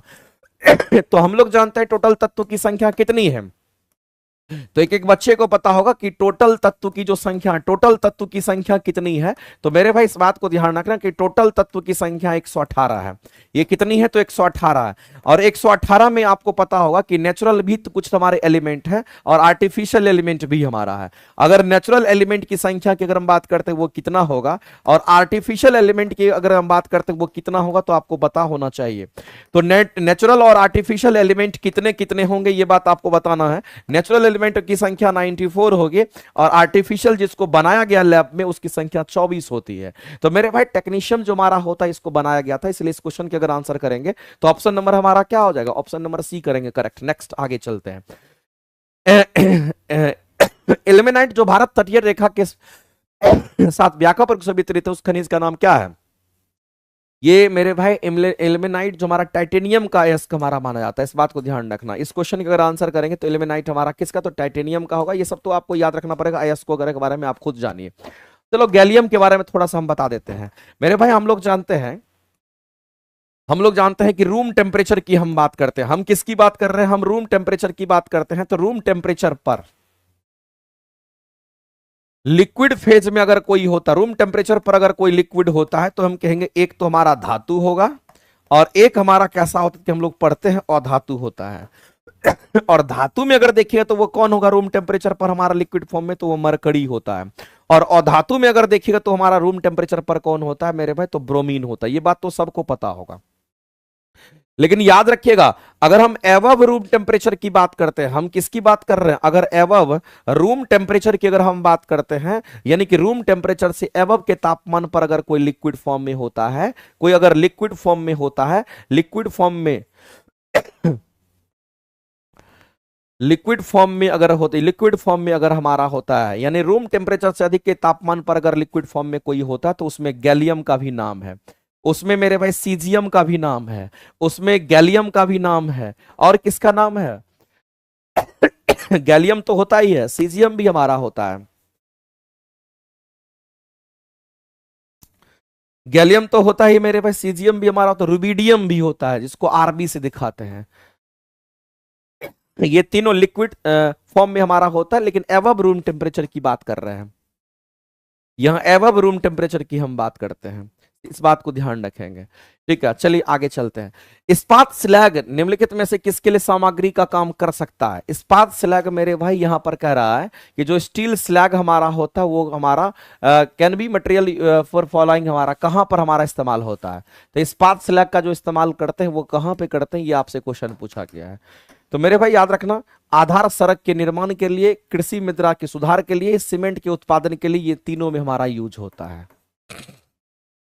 ये तीनों में हमारा यूज होता है। उपयुक्त में से एक साथ टिक आउट करेंगे। आगे चलते नेक्स्ट, अगला मिलान कर दीजिए, सब सबको पता होगा, ब्लू विट्रॉल, जिसको हम लोग कॉपर सल्फेट कहते हैं, CuSO4 के नाम से जानते हैं, और इसका इस्तेमाल हम लोग कहां पे तो करते हैं मेरे भाई, कहां पे बताइए? नीला थोथा का इस्तेमाल कहां पे करते हैं?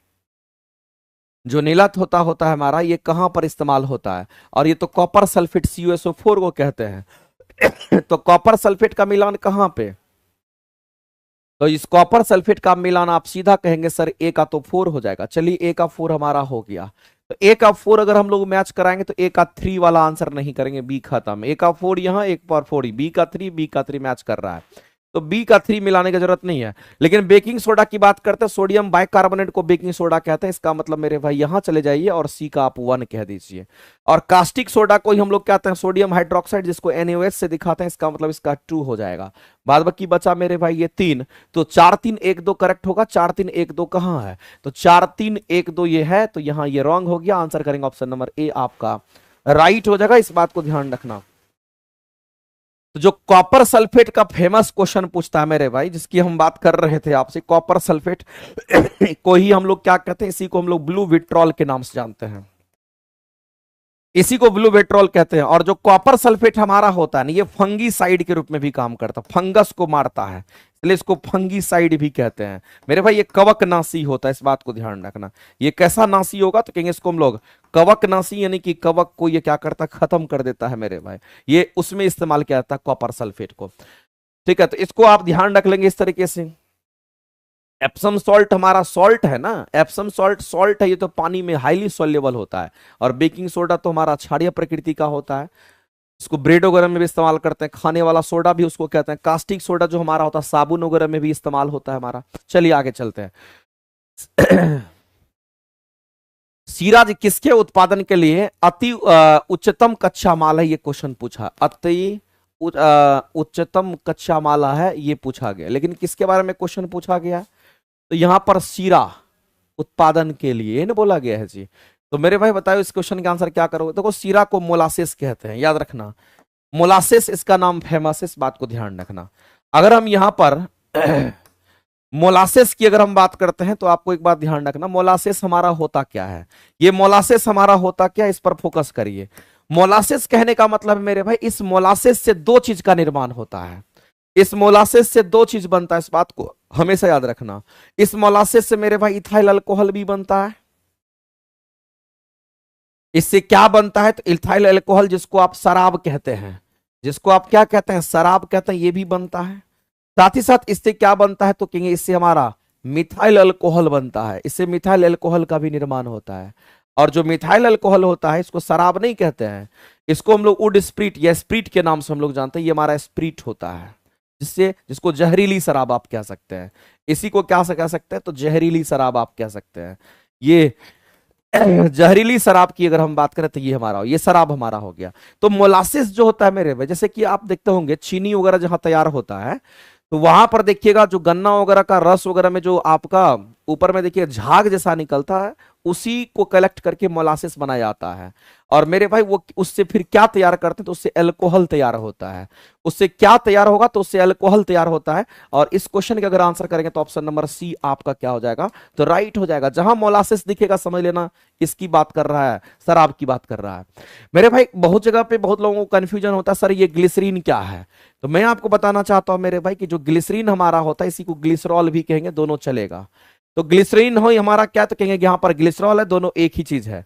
लेकिन इस ग्लिसरीन का उत्पादन कहाँ होता है, तो आप जानते हैं कि जब वसीय अम्ल में हम लोग वसीय अम्ल को किस में मिलाते हैं, तो मेरे भाई या फिर आप ऐसे समझ लीजिए, जो ट्राइग्लिसराइड हमारा होता है, नाम सुने होंगे आप, ट्राइग्लिसराइड की हम बात करते हैं। यहां पर ट्राइग्लिसराइड को किसमें डालते हैं, तो NaOH के एक्वा सोल्यूशन में हम लोग डालते हैं। ये एक्वा सोल्यूशन हमारा है, इसमें जब मिलाते हैं तो इसी से हमारा किसका निर्माण होता है, तो इसी से ग्लिसरीन का निर्माण होता है। और साथ ही साथ यहां से साबुन हमारा बनता है, इसी से साबुन हमारा बनता है।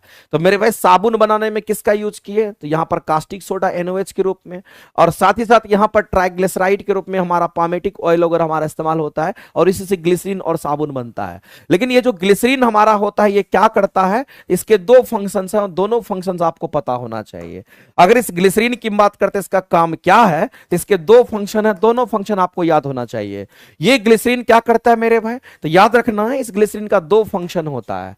एक फंक्शन हमारा क्या होगा, तो कहेंगे ये साबुन को पारदर्शी बनाता है। अगर इसे साबुन में मिलाते हैं तो ये साबुन को क्या करता है, तो कहेंगे साबुन को ये पारदर्शी बनाता है, साबुन को पारदर्शी बनाता है। दूसरा काम बहुत इंपॉर्टेंट है, ये क्या करता है मेरे भाई, तो साबुन में नमी बनाए रखता है। ये साबुन में क्या करता है, तो कहेंगे साबुन में नमी बनाए रखता है। इस बात को ध्यान रखना, नमी बनाए रखता है, साबुन में नमी बनाए रखता है, इस बात को ध्यान रखना। ये साबुन में नमी बनाए रखता है, इसलिए उसमें ग्लिसरीन मिलाते हैं, ये चीज आपको ध्यान रखना है।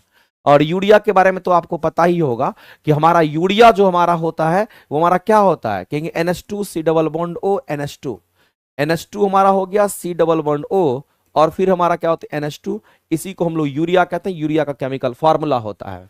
इतना बात तो कम से कम पता होगा। आगे चलते हैं, अगला क्वेश्चन हमारा क्या कहता है, लेकिन ये सब याद रखना है किसका कहां यूज होता है, एकदम आपको आना चाहिए। क्वेश्चन तो पूछता है डायरेक्ट, साबुन में नमी बनाए रखता है कौन, तो ग्लिसरीन, याद रखना है। अगला मेरे भाई यहां पर बिस्फिनॉल की बात करते हैं। तो जो बिस्फिनॉल है ए होता है, उस बिस्फिनॉल ए को, बिस्फिनॉल मतलब बीपी और ए लगा हुआ है, बिस्फिनॉल ए हमारा जो होता है ये एक चिंता का कारण है। और बिस्फिनॉल ए चिंता का कारण क्यों है, ये आपसे पूछा गया है। मेरे भाई बिस्फिनॉल ए जो होता है निम्नलिखित में से किस प्लास्टिक के उत्पादन के लिए संरचनात्मक तरीके से मुख्य घटक के रूप में काम करता है, तो कौन सा ऐसा प्लास्टिक है जिसमें हम लोग बिस्फिनॉल ए का इस्तेमाल करते हैं, तो याद रखना मेरे भाई वो पॉलीकार्बोनेट होता है। वो कौन सा प्लास्टिक होगा, तो पॉलीकार्बोनेट की हम बात करते हैं। हम किसकी बात कर रहे हैं यहां पर, पॉलीकार्बोनेट की बात करते हैं। और पॉलीकार्बोनेट का जो मुख्य घटक हमारा होता है, इसके मुख्य घटक की अगर हम बात करते हैं, इसमें मुख्य घटक के रूप में अगर हमारा कुछ मौजूद है तो उसको हम लोग बिस्फिनॉल ए कहते हैं, इसको BPA के नाम से भी हम लोग जानते हैं। ये केमिकल्स हमारा होता है। अब ये बिस्फिनॉल ए पॉलीकार्बोनेट से बना हुआ हमारा क्या होता है, ग्लास वगैरह का जो बोतल वोटल होता है वो सब बिस्फिनॉल का बना होता है, और हमारे शरीर के लिए इसलिए तो हार्मफुल होता है। आप प्लास्टिक के बोतल में अगर चाय बराबर पी रहे हैं, प्लास्टिक के बोतल में गर्म पानी बराबर पी रहे हैं, तो उससे बीमारियां फैलती है, इस बात को ध्यान रखना। तो मेरे भाई यहां पर बोल दिया गया बिस्फिनॉल ए जो चिंता का कारण है, लेकिन वैसे किस प्रकार के प्लास्टिक के उत्पादन में उसका इस्तेमाल करते हैं, तो उस केमिकल का जो इस्तेमाल करते हैं बिस्फिनॉल ए का, वो पॉलीकार्बोनेट्स को बनाने में करते हैं। सॉरी, पॉलीकार्बोनेट की अगर हम बात करते हैं उसमें बिस्फिनॉल ए हमारा यहां पर यूज होता है, जो कि हमारे लिए आपके लिए हानिकारक हो सकता है, इस बात को ध्यान रखेंगे। अगला है मानव पोषण के लिए टमाटर का बहुल स्रोत। बहुल स्रोत का मतलब क्या होता है, तो मेरे भाई मानव पोषण के लिए बोला गया है, मानव पोषण के लिए बोला गया है। जो टमाटर है, ये टमाटर जो है ये बहुल स्रोत हमारा होता है, यानी कि आप ये कह सकते हैं रिच सोर्स ऑफ, हम लोग कह सकते हैं यहां पर ह्यूमन न्यूट्रिशन की बात करते हैं टोमेटो में। तो मेरे भाई एक चीज आपको ध्यान रखना, हम किसकी बात कर रहे हैं, तो हम टोमेटो की बात कर रहे हैं। ये जो हमारा टोमेटो जिसको हम टमाटर कहते हैं, इस टोमेटो में खट्टापन होगा तो इसमें सिट्रिक एसिड भी होता है, इसमें साइट्रिक एसिड भी होता है, साथ ही साथ आपको ध्यान रखना कि इसमें ऑक्जेलिक एसिड भी होता है, इसमें ऑक्जेलिक एसिड भी होता है। चलो इसको ऐसे समझते हैं, अगर हम टमाटर की बात करते हैं और टमाटर में किस बेसिस पर क्वेश्चन पूछा गया है, तो हमारा यहाँ पर rich source of human nutrition की हम बात करते हैं।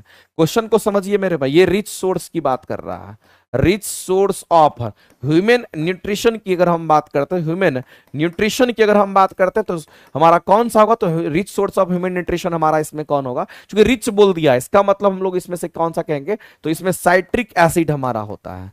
इसमें कौन सा होगा, तो याद रख लेना, ये हमारा साइट्रिक एसिड होता है, इसको साइट्रिक अम्ल कहते हैं। लेकिन मामला ये तो टमाटर की बात कर रहा है, ये किसकी बात कर रहा है, रिच सोर्स होता है, रिच सोर्स का मतलब ज्यादा मात्रा में होता है। और किसकी हम बात कर रहे हैं, तो हम बात कर रहे हैं यहां पर साइट्रिक एसिड की हम बात कर रहे हैं।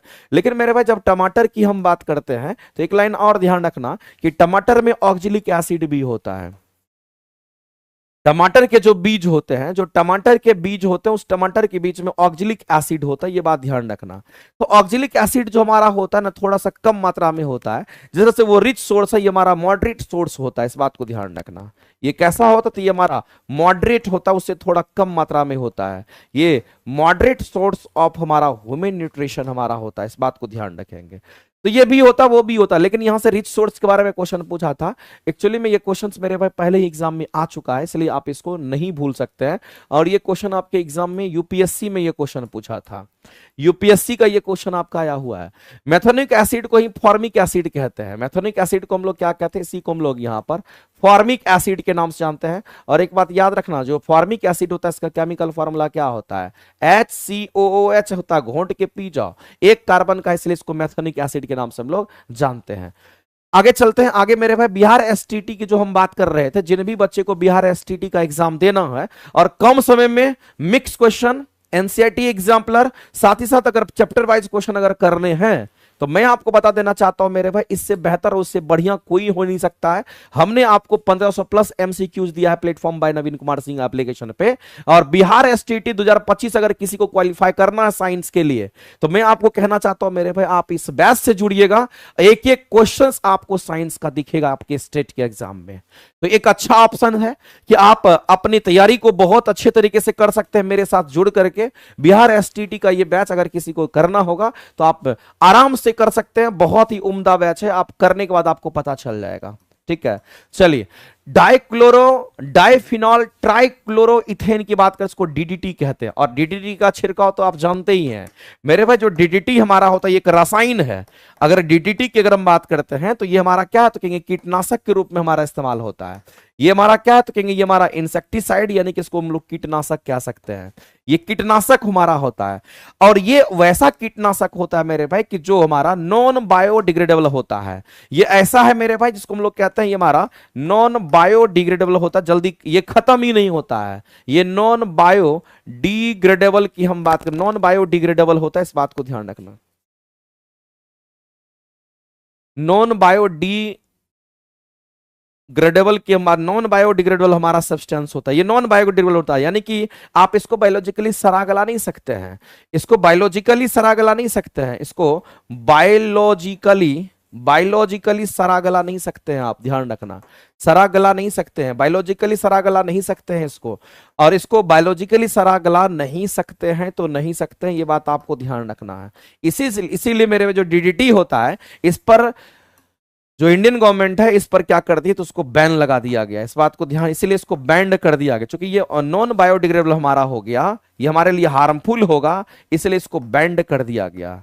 इसको क्या कर दिया गया मेरे पे, तो बैंड कर दिया गया, ध्यान रखेंगे। तो ये अजैब हमारा अपघटनीय होगा कि जैब होता है, जैब को तो बायोलॉजिकली सरा गला सकते हैं, इसका मतलब ये अजैब होता है, अजैब अपघटनीय प्रदूषक के रूप में होता है, नॉन बायोडिग्रेडेबल पोल्यूटेंट्स के रूप में हमारा होता है, ये चीज आपको ध्यान रखना है। ठीक है, इसीलिए मेरे भाई इस क्वेश्चन के अगर आंसर करेंगे तो ऑप्शन नंबर हमारा क्या होगा, तो आंसर करेंगे ऑप्शन नंबर ए आपका राइट हो जाएगा, ध्यान रखना। आगे चलते हैं नेक्स्ट, अगला प्रकाश रासायनिक धुंध में सदैव क्या होता है, तो ओजोन होता है। फोटोकेमिकल स्मोक में हमारा क्या होता है, कहेंगे ओजोन होता है। तो मेरे भाई फोटोकेमिकल स्मोक ओजोन के कारण ही होता है, इस बात को ध्यान रखना। हम किसकी बात कर रहे हैं, तो हम यहां पर फोटोकेमिकल स्मोक की बात कर रहे हैं, फोटोकेमिकल स्मॉग की बात कर रहे हैं। और जो केमिकल स्मॉग है, ये जो पॉल्यूशन का कारण है। फोटोकेमिकल स्मॉग भी हमारा क्या है, तो कहेंगे ये भी हमारा पॉल्यूशन का कारण है, इस बात को ध्यान रखना। ये भी हमारा क्या, तो कहेंगे यहाँ पर पॉल्यूशन का कारण है, इस बात को ध्यान रखना। लेकिन फोटोकेमिकल स्मॉग का जो फॉर्मेशन होता है, इसका जो निर्माण होता है वो किससे होता है? इसका निर्माण मेरे भाई ओजोन से होता है। किससे होगा? तो हम कहेंगे ओजोन से होता है, इस बात को ध्यान। और ओजोन को किससे दिखाते हैं? इसका सिंबॉलिक रिप्रेजेंटेशन हमारा O3 होता है, ये ओजोन से होता है, इस बात को आप ध्यान रखेंगे। तो ये फोटोकेमिकल स्मॉग की अगर हम बात करते हैं मेरे भाई, जिसको हम लोग फोटो केमिकल स्मॉग की बात करते हैं, तो ये हमारा सेकेंडरी पॉल्यूटेंट्स के अंतर्गत हमारा आता है। ये किस में आता है? तो आप सीधा समझेंगे, ये हमारा सेकेंडरी पॉल्यूटेंट्स जिसको हम लोग कहते हैं, ये हमारा सेकेंडरी पॉल्यूटेंट्स होता है। ये बात आपको थोड़ा बहुत ध्यान में रखना चाहिए, ये सेकेंडरी पॉल्यूटेंट्स हमारा होता है, ये प्राइमरी नहीं है, सेकेंडरी पॉल्यूटेंट्स के अंतर्गत हमारा आता है। तो मेरे भाई हम लोग सीधा कहेंगे इस क्वेश्चन का आंसर क्या होगा? ओजोन हमारा हो जाएगा। और ओजोन की जो मोटाई होता है उसको किस में मापते हैं? डॉप्सन यूनिट में। ओजोन कहां पर होता है? ओजोन की परत कहां होती है? तो हम लोग जानते हैं स्ट्रेटोस्फीयर में होता है। नहीं, इस बात को ध्यान रखना मेरे भाई, छोटे छोटे क्वेश्चन आपके पूछे जाते हैं।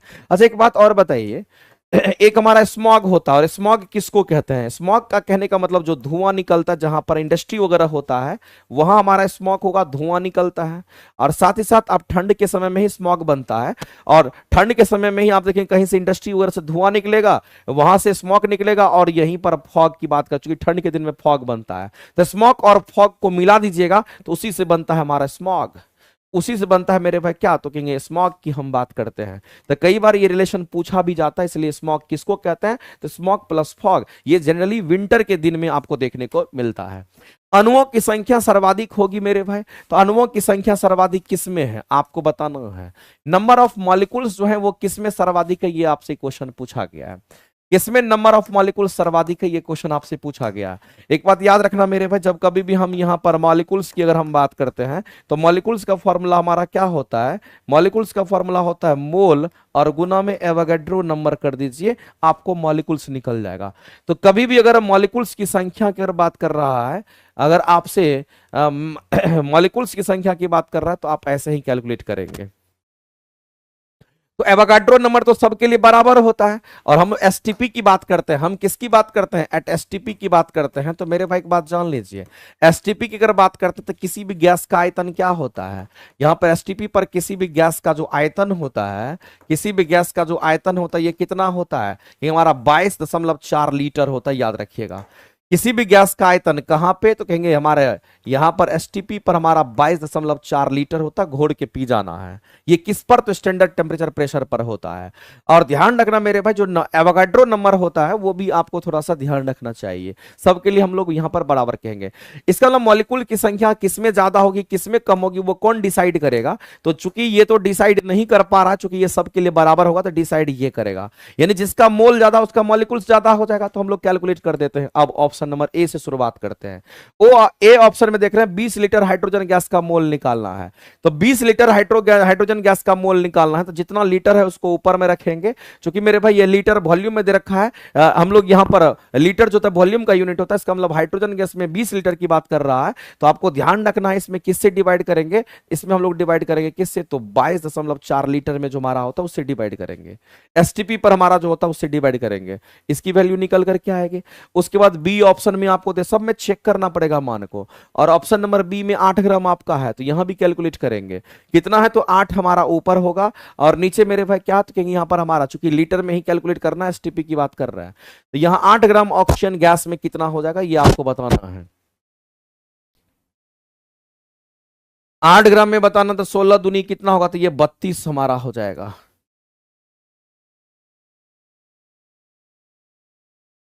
चलो, तीसरा हमारा क्या दे रखा है? सी ऑप्शन में हमारा क्या दे रखा है, इसको कैलकुलेट करोगे तो पता चलेगा। तीसरा हमारा क्या, तो 1 ग्राम हाइड्रोजन में बोला है, तो यहां पर हम कहेंगे 1 डिवाइडेड बाय हाइड्रोजन गैस की अगर बात करते हैं, तो हाइड्रोजन का द्रव्यमान अगर ग्राम में दे रखा है तो ये लगाएंगे हम लोग, उसका द्रव्यमान संख्या से डिवाइड करेंगे। अगर लीटर में दे रखा है तो हम लोग 22.4 लीटर से डिवाइड करेंगे, याद रखिएगा। यहां भी ये भी ग्राम में दे रखा है, इसका मतलब है कि हमारा हाइड्रोजन का कितना द्रव्यमान संख्या होता है, तो कहेंगे 1 होता है, तो ये तो 1 हो जाएगा, ये हमारा 1 हो जाएगा। कितना क्वेश्चन पूछा गया है आपसे, क्वेश्चन जब पूछा गया उसके हिसाब से आपको आंसर करने हैं।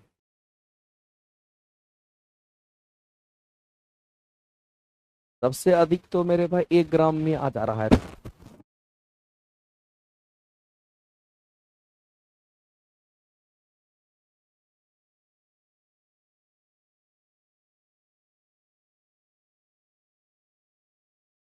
बताइए बताइए बताइए, सभी लोग बताइए थोड़ा बहुत।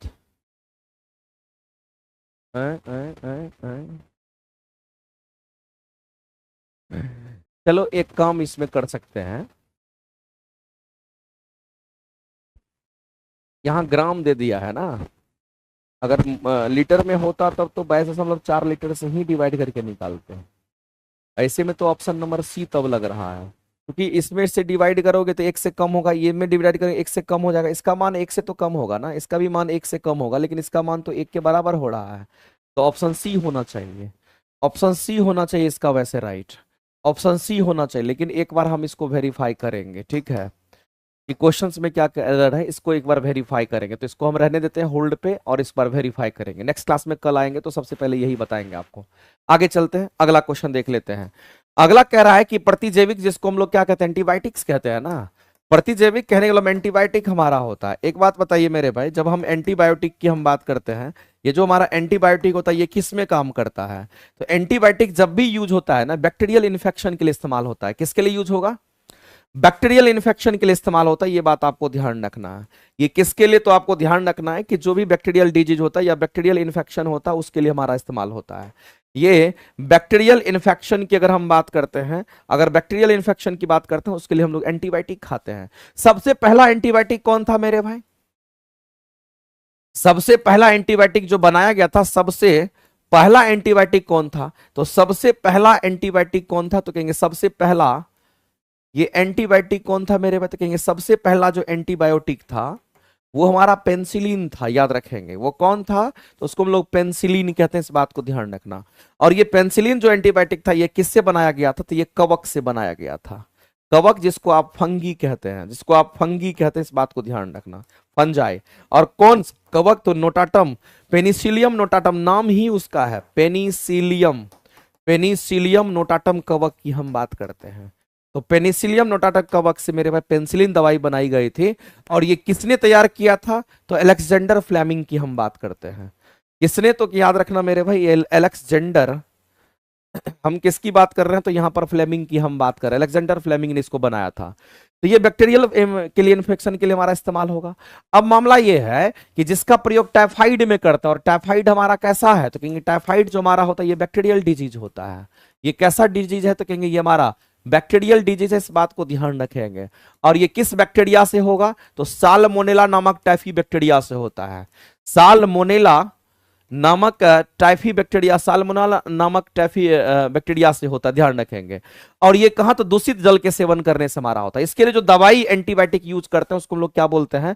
क्लोराम्फेनिकोल के नाम से हम लोग जानते हैं। क्लोराम्फेनिकोल हमारा किसके लिए? तो टाइफाइड के लिए ये हमारा इस्तेमाल होता है, और डॉक्टर लोग यही देता है। अगर किसी को टाइफाइड हो जाएगा तो यही एंटीबायोटिक उनको चलता है, इस बात को आप ध्यान रखेंगे, इस बात को ध्यान रखना मेरे भाई। वैसे ये भी एंटीबायोटिक है, ये भी एंटीबायोटिक है, लेकिन इसका इस्तेमाल टाइफाइड के लिए हम लोग करते हैं। टेरामाइसिन का इस्तेमाल कहां पे करते हैं? टेरामाइसिन का इस्तेमाल वहां पे करते हैं जैसे किसी का लंग्स में कोई डिज, हमारा फंगल लंग्स में हमारा कैसा कहेंगे, लंग्स में हमारा यहाँ पर बैक्टीरियल इन्फेक्शन हो जाता है, तो वहां पर टेरामाइसिन का इस्तेमाल किया जाता है। तो ये चीज थोड़ा सा आपको थोड़ा सा ध्यान रख लेना और कहीं नहीं। लेकिन पहला एंटीबायोटिक कौन सा था वो भी ध्यान रखना है। और ध्यान रखना मेरे भाई, टेरामाइसिन कहाँ यूज करते हैं? तो लंग्स में जब बैक्टीरियल इन्फेक्शन होता है तो वहां यूज करते हैं। लंग्स में समझ रहे हैं ना? तो लंग्स जिसको फेफड़ा कहते हैं, लंग्स में बैक्टीरियल इन्फेक्शन अगर होता है तो उसके लिए इसका इस्तेमाल करते हैं। बैक्टीरियल इन्फेक्शन अगर होता है तो उसके लिए इसका इस्तेमाल करते हैं, ये चीज आपको ध्यान रखना। प्रोटीन संश्लेषण के जो क्रियात्मक इकाई है उसको क्या कहते हैं मेरे भाई? प्रोटीन संश्लेषण की बात कही जा रही है। और प्रोटीन का संश्लेषण कौन करता है? तो राइबोसोम करता है। प्रोटीन का संश्लेषण कौन करता है? तो कहेंगे राइबोसोम करता है। और याद रखना, राइबोसोम के समूह को ही पॉलीसोम कहा जाता है। राइबोसोम के समूह को क्या कहते हैं? तो राइबोसोम, राइबोसोम के समूह को क्या कहते हैं? तो राइबोसोम के समूह को पॉलीसोम कहते हैं। राइबोसोम के समूह को क्या कहते हैं मेरे भाई? तो इसको हम लोग यहां पर ध्यान रखना पॉलीसोम के नाम से जानते हैं, ये बात याद रखना है आपको। तो राइबोसोम के समूह को पॉलीसोम कहते हैं। और क्वेश्चन में बोला कि राइबोसोम का जो क्रियात्मक इकाई है वो किस क्या कहलाएगा? क्रियात्मक इकाई कहने का मतलब हमारा पॉलीसोम कहलाएगा। और इस क्वेश्चन के अगर आंसर करेंगे तो ऑप्शन नंबर बी आपका राइट हो जाएगा।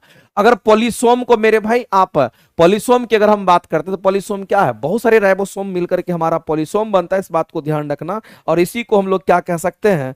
तो इसी को हम लोग पॉलीराइबोसोम के नाम से भी पॉलीसोम को पॉलीराइसोम भी कह सकते, पॉलीराइबोसोम भी कह सकते हैं। इसी को आप दूसरा नाम भी याद रख लीजिएगा, पॉलीसोम को ही पॉलीराइबोसोम के नाम से भी जानते हैं।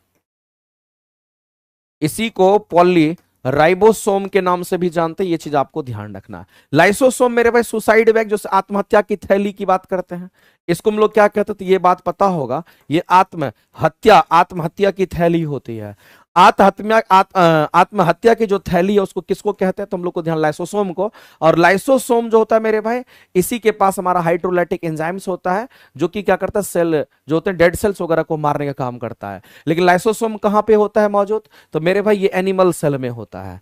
ये केवल और केवल किस में होगा, तो ये एनिमल सेल में होता है, ये एनिमल सेल में प्रेजेंट होता है, जबकि ये प्लांट सेल में मौजूद नहीं होता है। ये बात भी ध्यान रखना, ये हमारे प्लांट सेल में नहीं होता है।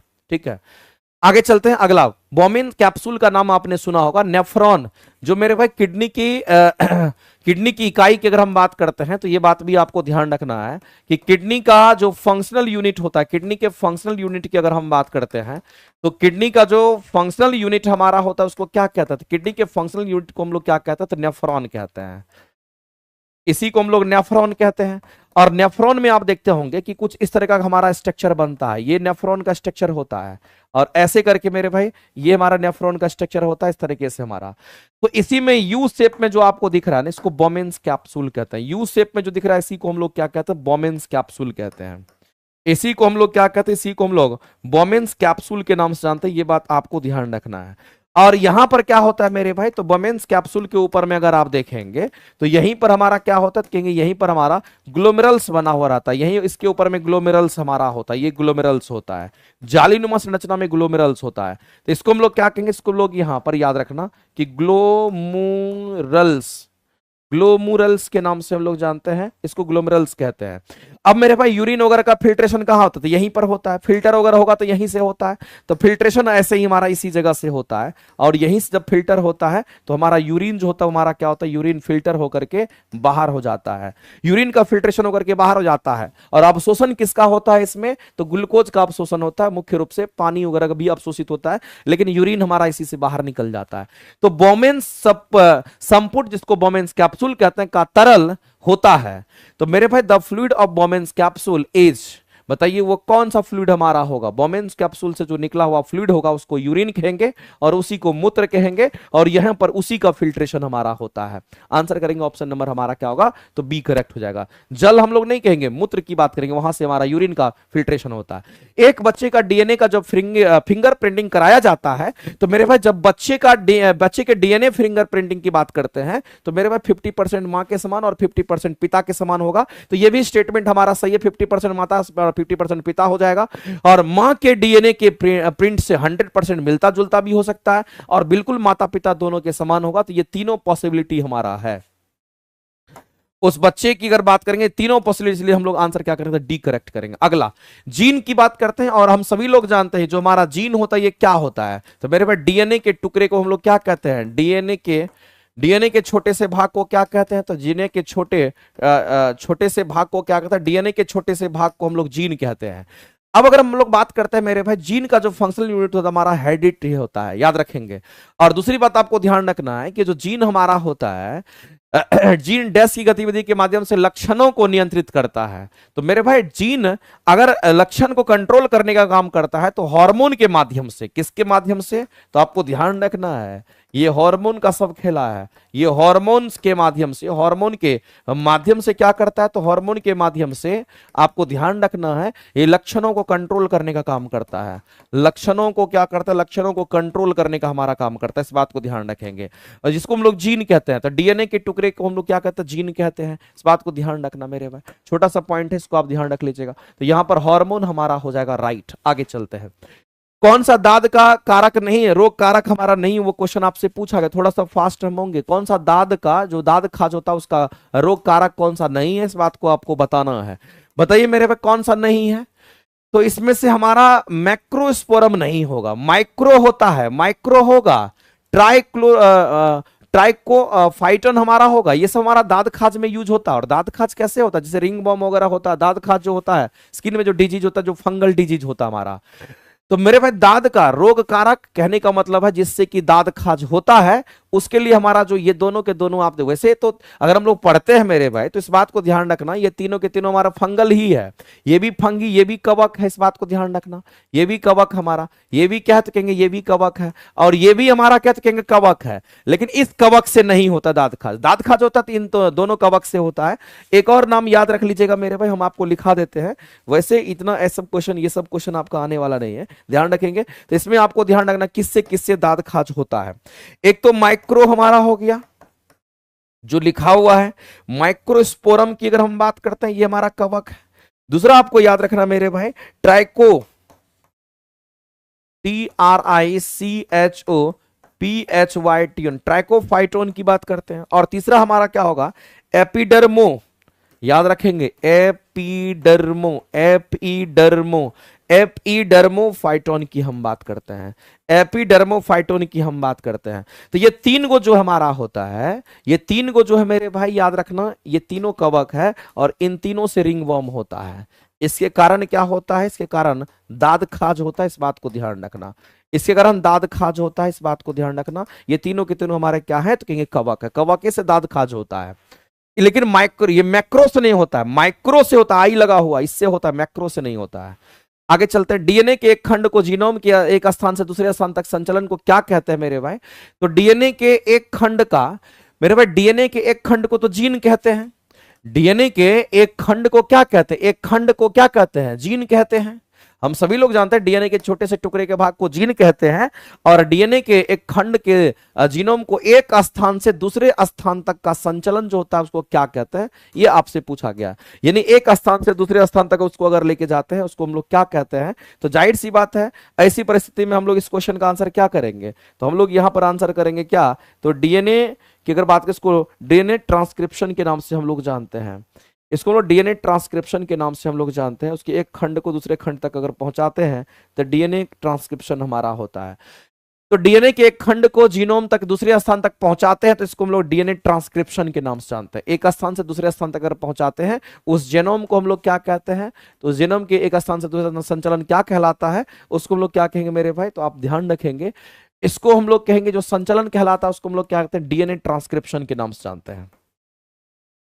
ये हमारा डीएनए ट्रांसक्रिप्शन हमारा कहलाता है, इसको आप याद रख लीजिएगा। डीएनए ट्रांसक्रिप्शन हमारा होता है। चलो, इसमें से कोई ऑप्शन नहीं हमारा है।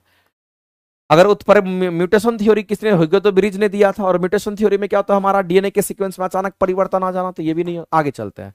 पादप रोगों के जैविक नियंत्रण के लिए इनमें से कौन सा एक कवक उपयोगी माना गया है? तो बताइए मेरे भाई, जैविक नियंत्रण की बात करता है, कैसी बात कर रहा है? तो जैविक नियंत्रण में बोला गया है, जैविक नियंत्रण में बोला गया है कौन सा एक कवक उपयोगी माना जाता है? बताइए। बायोलॉजिकली कंट्रोल हम लोग किससे हम लोग करते हैं, ये क्वेश्चन आपसे पूछा गया है। तो ध्यान रखना मेरे भाई, ट्राइकोडर्मा, ट्राइकोडर्मा कवक है जो कि कीटनाशी होता है। ट्राइकोडर्मा कवक जो है, ये ट्राइकोडर्मा कवक जो हमारा होता है ये कीटनाशी होता है, इस बात को ध्यान रखेंगे। ये कैसा है? तो कहेंगे ये हमारा कीटनाशी होता है। ये कवक है मगर ये मेरे भाई कवक होते हुए ये क्या कहेंगे? कीटनाशी है। कवक भी है और ये कीटनाशी है, कीट को क्या करता है? खत्म कर देता है, इसलिए इसको कीटनाशी कहते हैं। ये कवक है और कीटनाशी की हम बात करते हैं, इसको आप याद रख लीजिएगा। आगे, निम्नलिखित में से कौन सा प्रारंभन हमारा क्या है? तो कोडोन है। तो प्रारंभन कोडोन हमारा कौन सा है? तो कहेंगे प्रारंभन कोडोन जो हमारा होता है उसको हम लोग AUG के नाम से हम लोग जानते हैं, कैपिटल AUG के नाम से हम लोग जानते हैं। और प्रारंभन कोडोन AUG की अगर हम बात करते हैं मेरे भाई, तो ये प्रोटीन संश्लेषण का शुरुआत करता है। ये किसका शुरुआत करता है? तो हम लोग को ध्यान रखना है, जिसको AUG हम लोग कहते हैं, ये इसी को हम लोग को क्या बोल दिया गया? इसी को हम लोग यहां पर प्रारंभन कोडोन के नाम से हम लोग जानते हैं, ये प्रारंभन कोडोन कहते हैं। और ये AUG प्रारंभ कोडोन जो हमारा होता है ये स्टार्ट करता है प्रोटीन संश्लेषण का, प्रोटीन का निर्माण का स्टार्ट यही करता है, प्रोटीन का संश्लेषण। प्रोटीन का जो संश्लेषण है वो स्टार्ट कौन करता है? तो प्रोटीन का संश्लेषण का जो स्टार्ट करता है, स्टार्ट प्रोटीन संश्लेषण का जो स्टार्ट करता है वो कौन करता है? हमारा यही करता। आंसर याद रखिएगा। नेक्स्ट आगे चलते मेरे भाई, ये मंजिल बैच वगैरह आप देख रहे होंगे, ये 11th-12th के लिए होता है और एकेडमिक के लिए। चूजे का भ्रूणीय शोषण अंग हमारा क्या होगा? चूजे का भ्रूणीय शोषण अंग जो हमारा होता है उसको क्या बोलते हैं? एलेनाइट्स के नाम से हम लोग जानते हैं। हम लोगों का क्या होता है शोषण अंग? हम लोग का शोषण अंग फेफड़ा होता है, वैसे ही हमारा है। उसका अगला कहता है कि जैव मंडल आरक्षित, यानी कि बायोस्फीयर रिजर्व की बात कर रहा है मेरे भाई। तो ये कंजर्वेशन हमारा किसका होता है, तो बायोस्फीयर रिजर्व की अगर बात करें। और एक बात जान लीजिए, बायोस्फीयर का मतलब क्या होता है। अगर हम लोग यहां पर बायोस्फीयर की अगर हम बात करते हैं, इस बायोस्फीयर का मतलब क्या होता है, इसका मतलब दोनों चीज हमारा हो जाएगा। इसमें हमारा क्या होगा कहेंगे, एक तो हमारा एक्वेटिक भी होगा और एक हमारा क्या होगा कहेंगे हमारा एक तो जलीय भी होगा, एक स्थलीय भाग भी होता है। तो इस बात को ध्यान रखेंगे, इसमें स्थलीय भाग भी होंगे और साथ साथ इसमें कैसे तो कहेंगे हमारा जलीय भाग भी होंगे। तो यहां पर जलीय भाग के साथ साथ स्थलीय भाग और बायोस्फीयर हमारा सबसे बड़ा रिजर्व होता है। लेकिन मेरे भाई ध्यान रखना है, ये बायोस्फीयर रिजर्व जो हमारा होता है ये कंजर्वेशन के लिए होता है। और याद रखना आपको कि ये हमारा जो आनुवांशिकी का संरक्षण के लिए इस्तेमाल होता है, आनुवांशिकी के संरक्षण के लिए इस्तेमाल होता है। बायोस्फीयर रिजर्व की अगर हम बात करें, अगर बायोस्फीयर रिजर्व की अगर हम बात करेंगे तो ये किसके लिए होगा, तो आनुवांशिकी संरक्षण के लिए हमारा इस्तेमाल होता है। इस बात को ध्यान रखेंगे, आनुवांशिकी संरक्षण के लिए हमारा इस्तेमाल होता है। ठीक है, ध्यान रखेंगे। तो इसलिए आनुवांशिकी विभिन्नताओं के संरक्षण के लिए इस्तेमाल होता है। इकोसिस्टम की जो परिभाषा है वो क्या है, तो मेरे भाई इकोसिस्टम जो पहला टर्म दिया था वो किसने दिया था, एक बात बताइए। अगर आपसे क्वेश्चन पूछता है कि इकोसिस्टम टर्म जो दिया गया था वो किसके द्वारा दिया गया था, ये टर्म मेरे भाई एजी टेंसले के द्वारा दिया गया था। याद रखना, एजी टेंसले की अगर हम बात करते हैं, उन्होंने ये टर्म दिया था जिसको हम लोग इकोसिस्टम कहते हैं। लेकिन इकोसिस्टम के अंदर क्या आता है, तो कहेंगे इकोसिस्टम अगर हमारा आता तो इसी के अंदर हमारा आता है बायोटिक, बायोटिक इसी के अंदर हमारा बायोटिक और एबायोटिक दोनों आता है। इसी में हमारा बायोटिक भी आता है और साथ साथ एबायोटिक भी आता है। तो बायोटिक एबायोटिक का मतलब क्या, एगो सजीव तो एगो निर्जीव हमारा होगा और इसमें पूरा का पूरा हमारा आ जाता है इकोसिस्टम। तो मेरे भाई आपको ध्यान रखना है कि इसमें क्या आएगा, पौधे प्राणी और सूक्ष्म जीव के विभिन्न समुदाय, उनके भौतिक रासायनिक उनके वातावरण, अनेक पौधे और प्राणियों का स्थानीय। तो मेरे भाई हम लोग सीधा सीधा कहेंगे कि अनेक पौधे एवं प्राणियों का जो स्थानीय सहवास होता है उसी को हम लोग क्या कहते थे, इकोसिस्टम। ये मुख्य रूप से उसका परिभाषा हमारा होता है, मुख्य रूप से हमारा परिभाषा होता है, उसमें हमारा दोनों चीज हमारा होता है। आगे चलते हैं, अगला है सलाकाओं का कौन सा पिगमेंट होता है, तो ये रेटिनॉन याद रखना, रेटिनॉन हमारा याद रखना है, इस बात को ध्यान रखेंगे। जैसे हमारी आंखों में रेड सेल होता है तो उसमें रोडोप्सिन हमारा होता है। अगला क्वेश्चन हमारा है कि रक्त में मेरे भाई शर्करा का स्तर, तो आपको ध्यान रखना है, अगर हम ब्लड की बात करते हैं, अगर हम ब्लड की बात करते हैं और ब्लड में ग्लूकोज लेवल की अगर हम बात करते हैं, ब्लड में जो ग्लूकोज का लेवल होता है उसको कौन कंट्रोल करता है, तो ब्लड में ग्लूकोज लेवल को कंट्रोल अगर कोई करता है तो आपको याद रखना मेरे भाई वो कौन होंगे, तो इंसुलिन हार्मोन करता है। इस बात को ध्यान रखना, ये कौन करता है, तो ये इंसुलिन हार्मोन हमारा करता है। इस बात को आप सभी लोग जानते होंगे।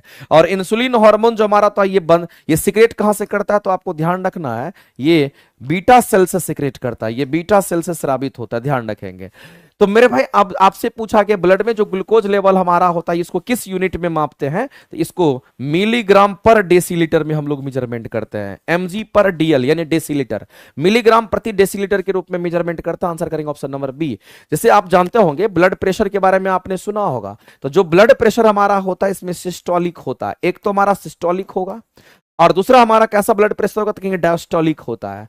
तो एक हमारा सिस्टोलिक दूसरा डायस्टोलिक होगा, लेकिन सिस्टोलिक का ब्लड प्रेशर हमारा ज्यादा होता है। यहां पर जो ब्लड प्रेशर हमारा होता है वो कितना होगा, तो याद रखना मेरे भाई यहां पर 120 mm ऑफ हमारा Hg होता है।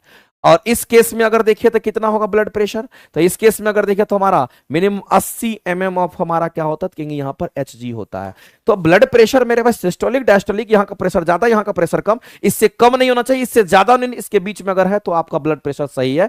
हमारे ब्लड प्रेशर जो होता है वो हमारे वातावरण के प्रेशर से क्या होता है, ज्यादा होता है। और उसको किसमें मापते हैं, तो मिलीग्राम डेसी पर प्रति डेसीलीटर यानी कि mg, देखो यहां पर मिलीमीटर नहीं है, मिलीग्राम होता है पर डेसीलीटर, mg पर डीएल में हम लोग मापते हैं, ध्यान रखेंगे। आगे चलते हैं, अगला क्वेश्चन मेरे भाई प्रोटीन संश्लेषण का जो सही क्रम है वो हमारा क्या होता है, तो एक बात आप जान लीजिए इसका सही क्रम हमारा यही होता है।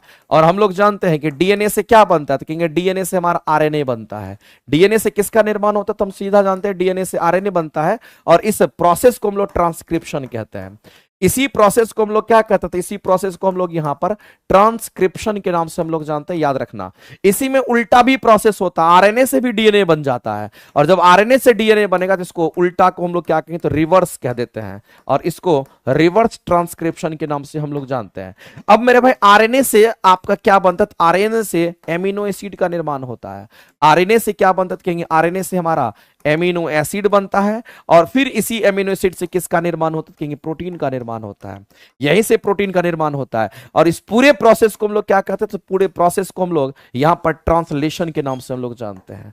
इसको हम लोग ट्रांसलेशन के नाम से जानते हैं, ये बात आपको ध्यान रखना। इसमें कई बार ये भी क्वेश्चन पूछता है कि अगर डीएनए से अगर डीएनए बन जाएगा तो क्या होगा, तो आपको ध्यान रखना मेरे भाई कि डीएनए से अगर डीएनए बनता है, इसको रेप्लिकेशन के नाम से जानते हैं। डीएनए से ही डीएनए बन जाएगा, इसको रेप्लिकेशन कहते हैं, इस बात को ध्यान रखना। ये हमारा रेप्लिकेशन होता है, इसको रेप्लिका बोलते हैं, रेप्लिकेशन हो जाता है। तो प्रोसेस याद रखना।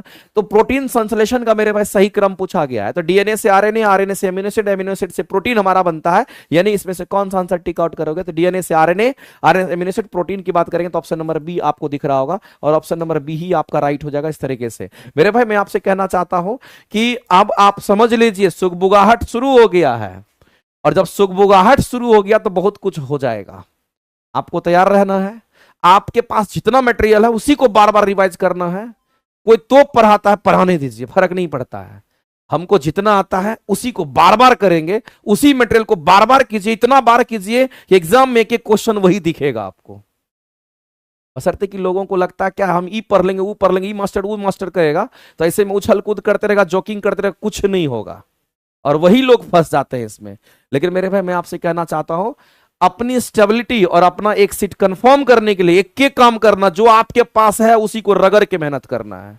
थ्योरी नहीं है, मेरा बैच जो पढ़ रहे होंगे पढ़ते रहिए, उसको रिवीजन करते रहिए, और नियुक्ति बैच की क्लासेस भी आप करते रहिए, और शाम में ये टेस्ट जो हम डेली कराते हैं 40 क्वेश्चन, इसको भी आप करते रहिए। और अगर इससे भी समय बचता तो वो गाइड खरीद लीजिए, क्वेश्चन बैंक का, उसको बनाते रहिए। इसके अलावा और कुछ करना, रिसर्च करने की जरूरत आपको नहीं है। शायद मेरे भाई इससे बेहतर और क्या हो सकता है। ठीक है, कल से हम कोशिश करेंगे थोड़ा सा और फास्ट करके, लास्ट में कुछ क्वेश्चन होता है तो उसको थोड़ा सा फास्ट हो जाते हैं, क्योंकि उसको भी मैनेज करके आपको कराना है। क्योंकि डिटेल एक्सप्लेनेशन अगर हो जाता है ना तो टाइम थोड़ा खींचा जाता है, लेकिन मेरा कोशिश रहेगा कि 1.5 घंटे में निपटा दें। आज थोड़ा सा ज्यादा समय ले भी लिए, लेकिन आप ध्यान रखेंगे मेरे भाई, इसी तरीके से आपकी क्लासेस ये चलती रहेंगी। आपको ये क्लासेस एकदम प्रॉपर जिस दिन तक एग्जाम होगा उस दिन तक अटेंड करते रहना है। ठीक है, तो चलिए आज के लिए इतना ही, बहुत बहुत धन्यवाद। लेकिन जितने लोग लाइव हैं सभी लोग एक बार सेशन को जरूर लाइक कीजिएगा। आज के लिए इतना ही, थैंक यू वेरी मच, धन्यवाद।